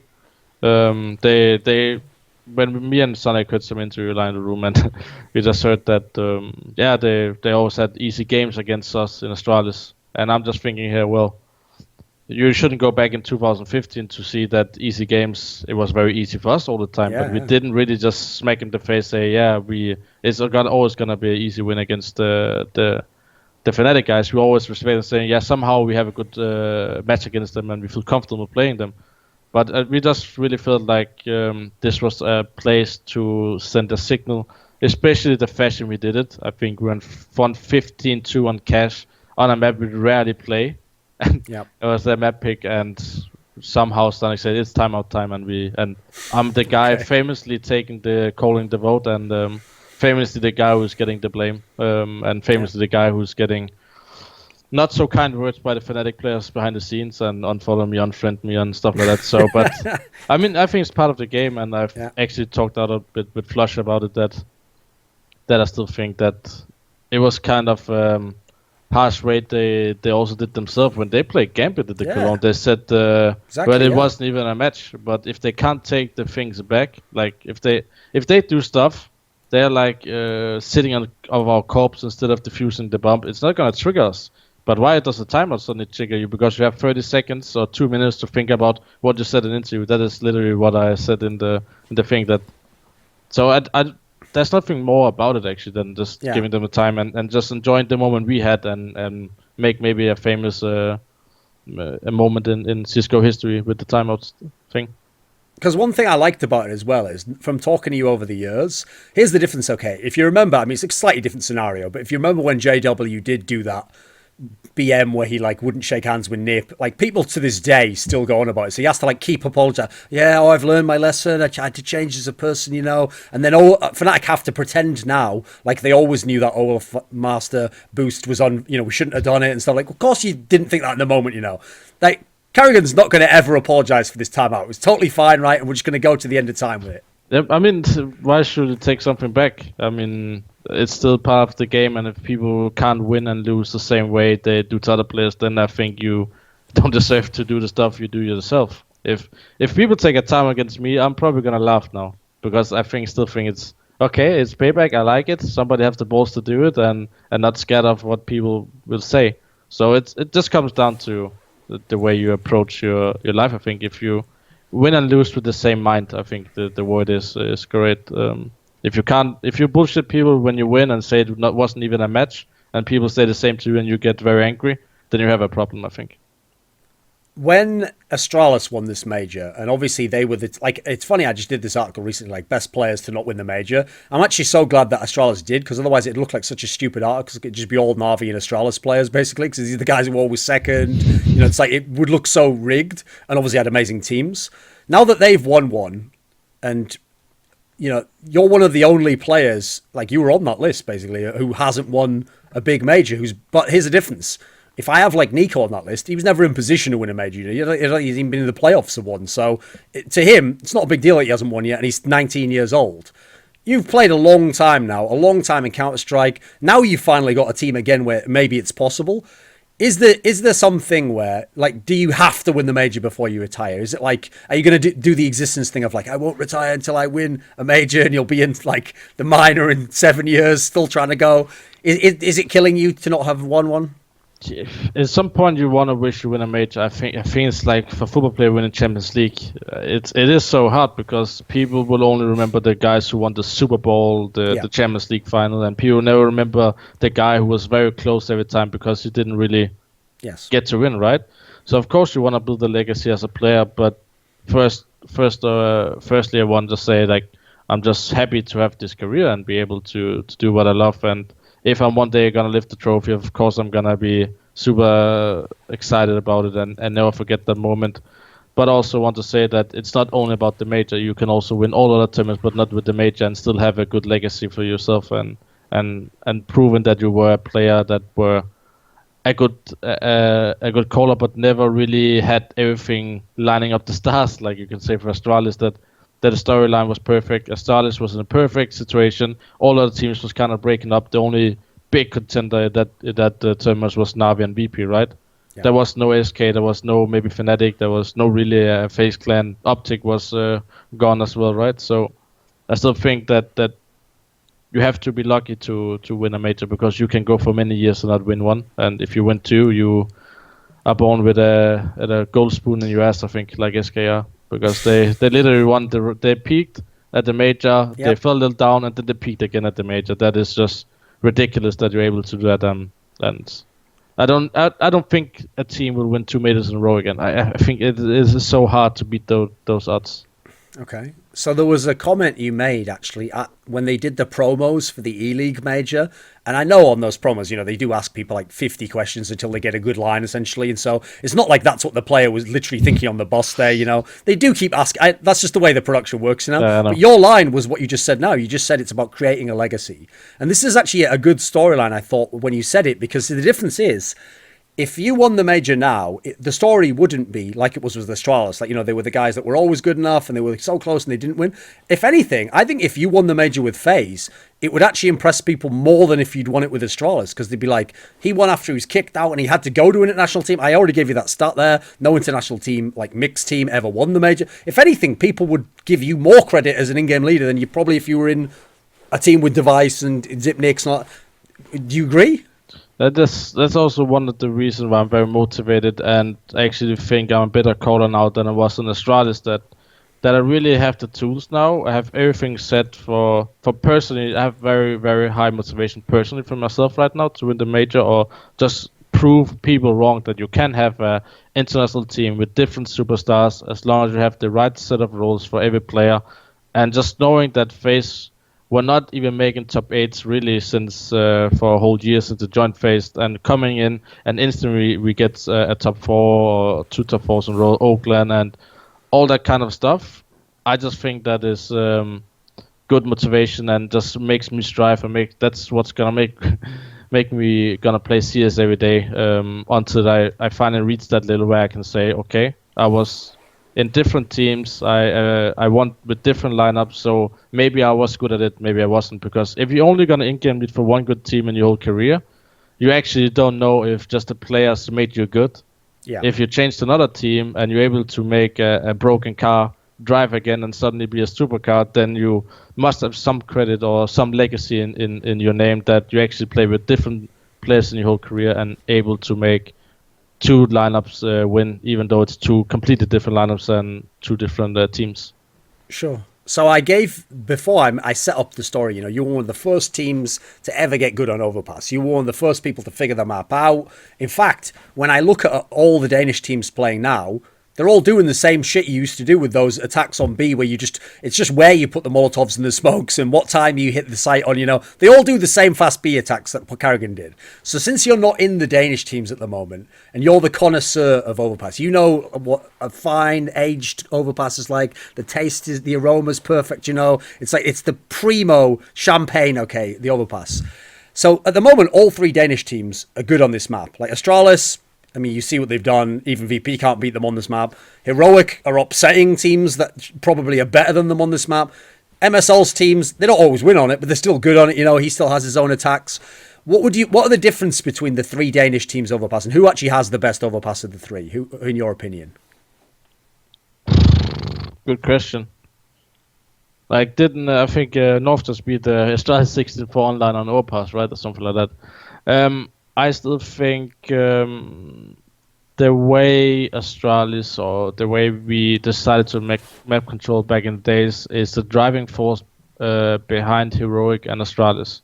If you look at the way the Heroic and Astralis approach the overpass, you will see some kind of alignment of how they want to take slowly map control, get the toilets under control. First they want to take underground, then go back up, take toilets, and then take short. Now you have 40 or 45 seconds to execute. And this is where you have to excel as in game. You have to have the set stretch. You know who has the smokes left, and you know who has to be the guy who's holding the rotation, or you do want to do the fake and all that kind of stuff. Where I think Dignitas, in the way they are not Dignitas, the North guys is approaching is way more explosive. Like, you would see them 3 guys sneak underground, walking up, getting a flash, and just try to explode fast and play that way, which is completely different compared to Astralis. Maybe they changed a little now with aizy, I don't know, but that's the feeling I had when I played against North in back in the days when we played them with Astralis. Heroic was always a hard team for us to play in Astralis and overpass, because they were again good at not getting anti-frag by device. They were good at shutting him down. And then when you're not able to get anti-frags on overpass as CT, you're really gonna have a problem that the people are gonna execute, because all teams is who's good at overpass always have good set executes, because at one point you come to the toilets area, you can't really just peek anymore because the overpass is waiting for you now. So now you have the set strat, and this is where Heroic and Astralis really excel for me, and they have good executes, and they are set up to doing well, and that's why I think they're one of the best teams on these maps. Okay, so I have a really unique last question for you. And this is actually, what's great about this is, in a normal interview, this will be a hypothetical question. It could never happen. Because the sad thing about CSGO is most teams do just stay in their own region. So normally, you could only play with Danish players if you were in Astralis, if you were in North, etc. But you play on FaZe, mate. And we all know FaZe is like Scrooge McDuck. You know, they have unlimited money. And they literally do just recruit really good players from around the world. It almost doesn't matter. The only thing is, you have to be able to speak English. Or at least pretend you do, like Alu. So, when in theory, okay, it's not purely hypothetical. One day, you could play with, as you saw, you could play with Scream, you could play with Shocks, you could play with almost anyone, as long as they don't literally like only speak Russian or something. So, we all know in general, most teams go like, 9 months, a year. There's usually a roster move around that time in almost every team, you know. No team, unless you win everything, so eventually a roster move happens. Is there a player one day, obviously it doesn't have to be a Danish player, who you'd like to one day play with? Is there like an international player that like you've always thought, what would he be like if I was in my team, or what could I do with this guy? Who one day would you like to have on FaZe if you could? It could be pretty fun to have Shocks as a secondary caller as well, if you look at it that way, if you have to look, because I often think that the secondary caller is underrated in teams where he has a big voice, and against Shocks is kind of a NiKo guy, right? He can do everything, he can lurk, he can anti-frag. And I actually played an online mix with him. I played online official game with Guardian, Shocks, and 2 German players back in the days. Okay. They were about to make a team, and then Guardian famously went to Virtus Pro, I think, or something like that, and Shocks went back to the French scene, and they were actually pretty good. They couldn't speak English at that point though, so but you just know the feeling when people are playing good. I think there's many players I like. A guy like Flamey, the way he's playing and holding down sides is also unique. I think there's so many players, and that is what people don't realize. When you have an international team, there's no more limits. You can just literally, if you have the money, you have, you know the international team works, you can literally just pick every player, the best player in every role in different countries, and make a dream team if it really works. And that is why I think this FaZe experiment is so interesting. If this works, how is CSGO in 1 year now then? Is people just gonna keep on recruiting players from other countries if it works? Because if we are gonna be the best team in the world, at some point people must realize, okay, if there's no more Danish good players who can actually fit the role we need to upgrade our team, why we don't go for an international player then? So I think that is why it's interesting, and maybe you'll see in 1 year that that's actually possible to make an internal team. So far, we are the only team that actually works, right? Mouseboard was kind of interesting, but I still think that they never really went. I mean, they were kind of cheating because they had NiKo, right? Yeah, I mean, but you know what? Where I want to go, like big internal teams that have been in a final or top 4 or been a top 4 contender for a longer time period. Yeah, sure, you can have a run like we did and just disappear for 3 or 4 months. But if you're consistent, can deliver top 4 or top 2 placement in the tournaments, I think you will see CS:GO develop into another thing in the next year. Okay. At the end of the interview, do you have a final message or someone you want to thank or say hello to? No, I think everything is covered for the long time we've been talking today. Absolutely. I think if people have extra question or anything, they can write on Twitter to get some more insight if that is what they want. Okay. Tusind tak. Don't crash my Skype, please. Det var så lidt. Hello, this is Neo, just an average CSGO player, and you're watching Thorin's YouTube channel.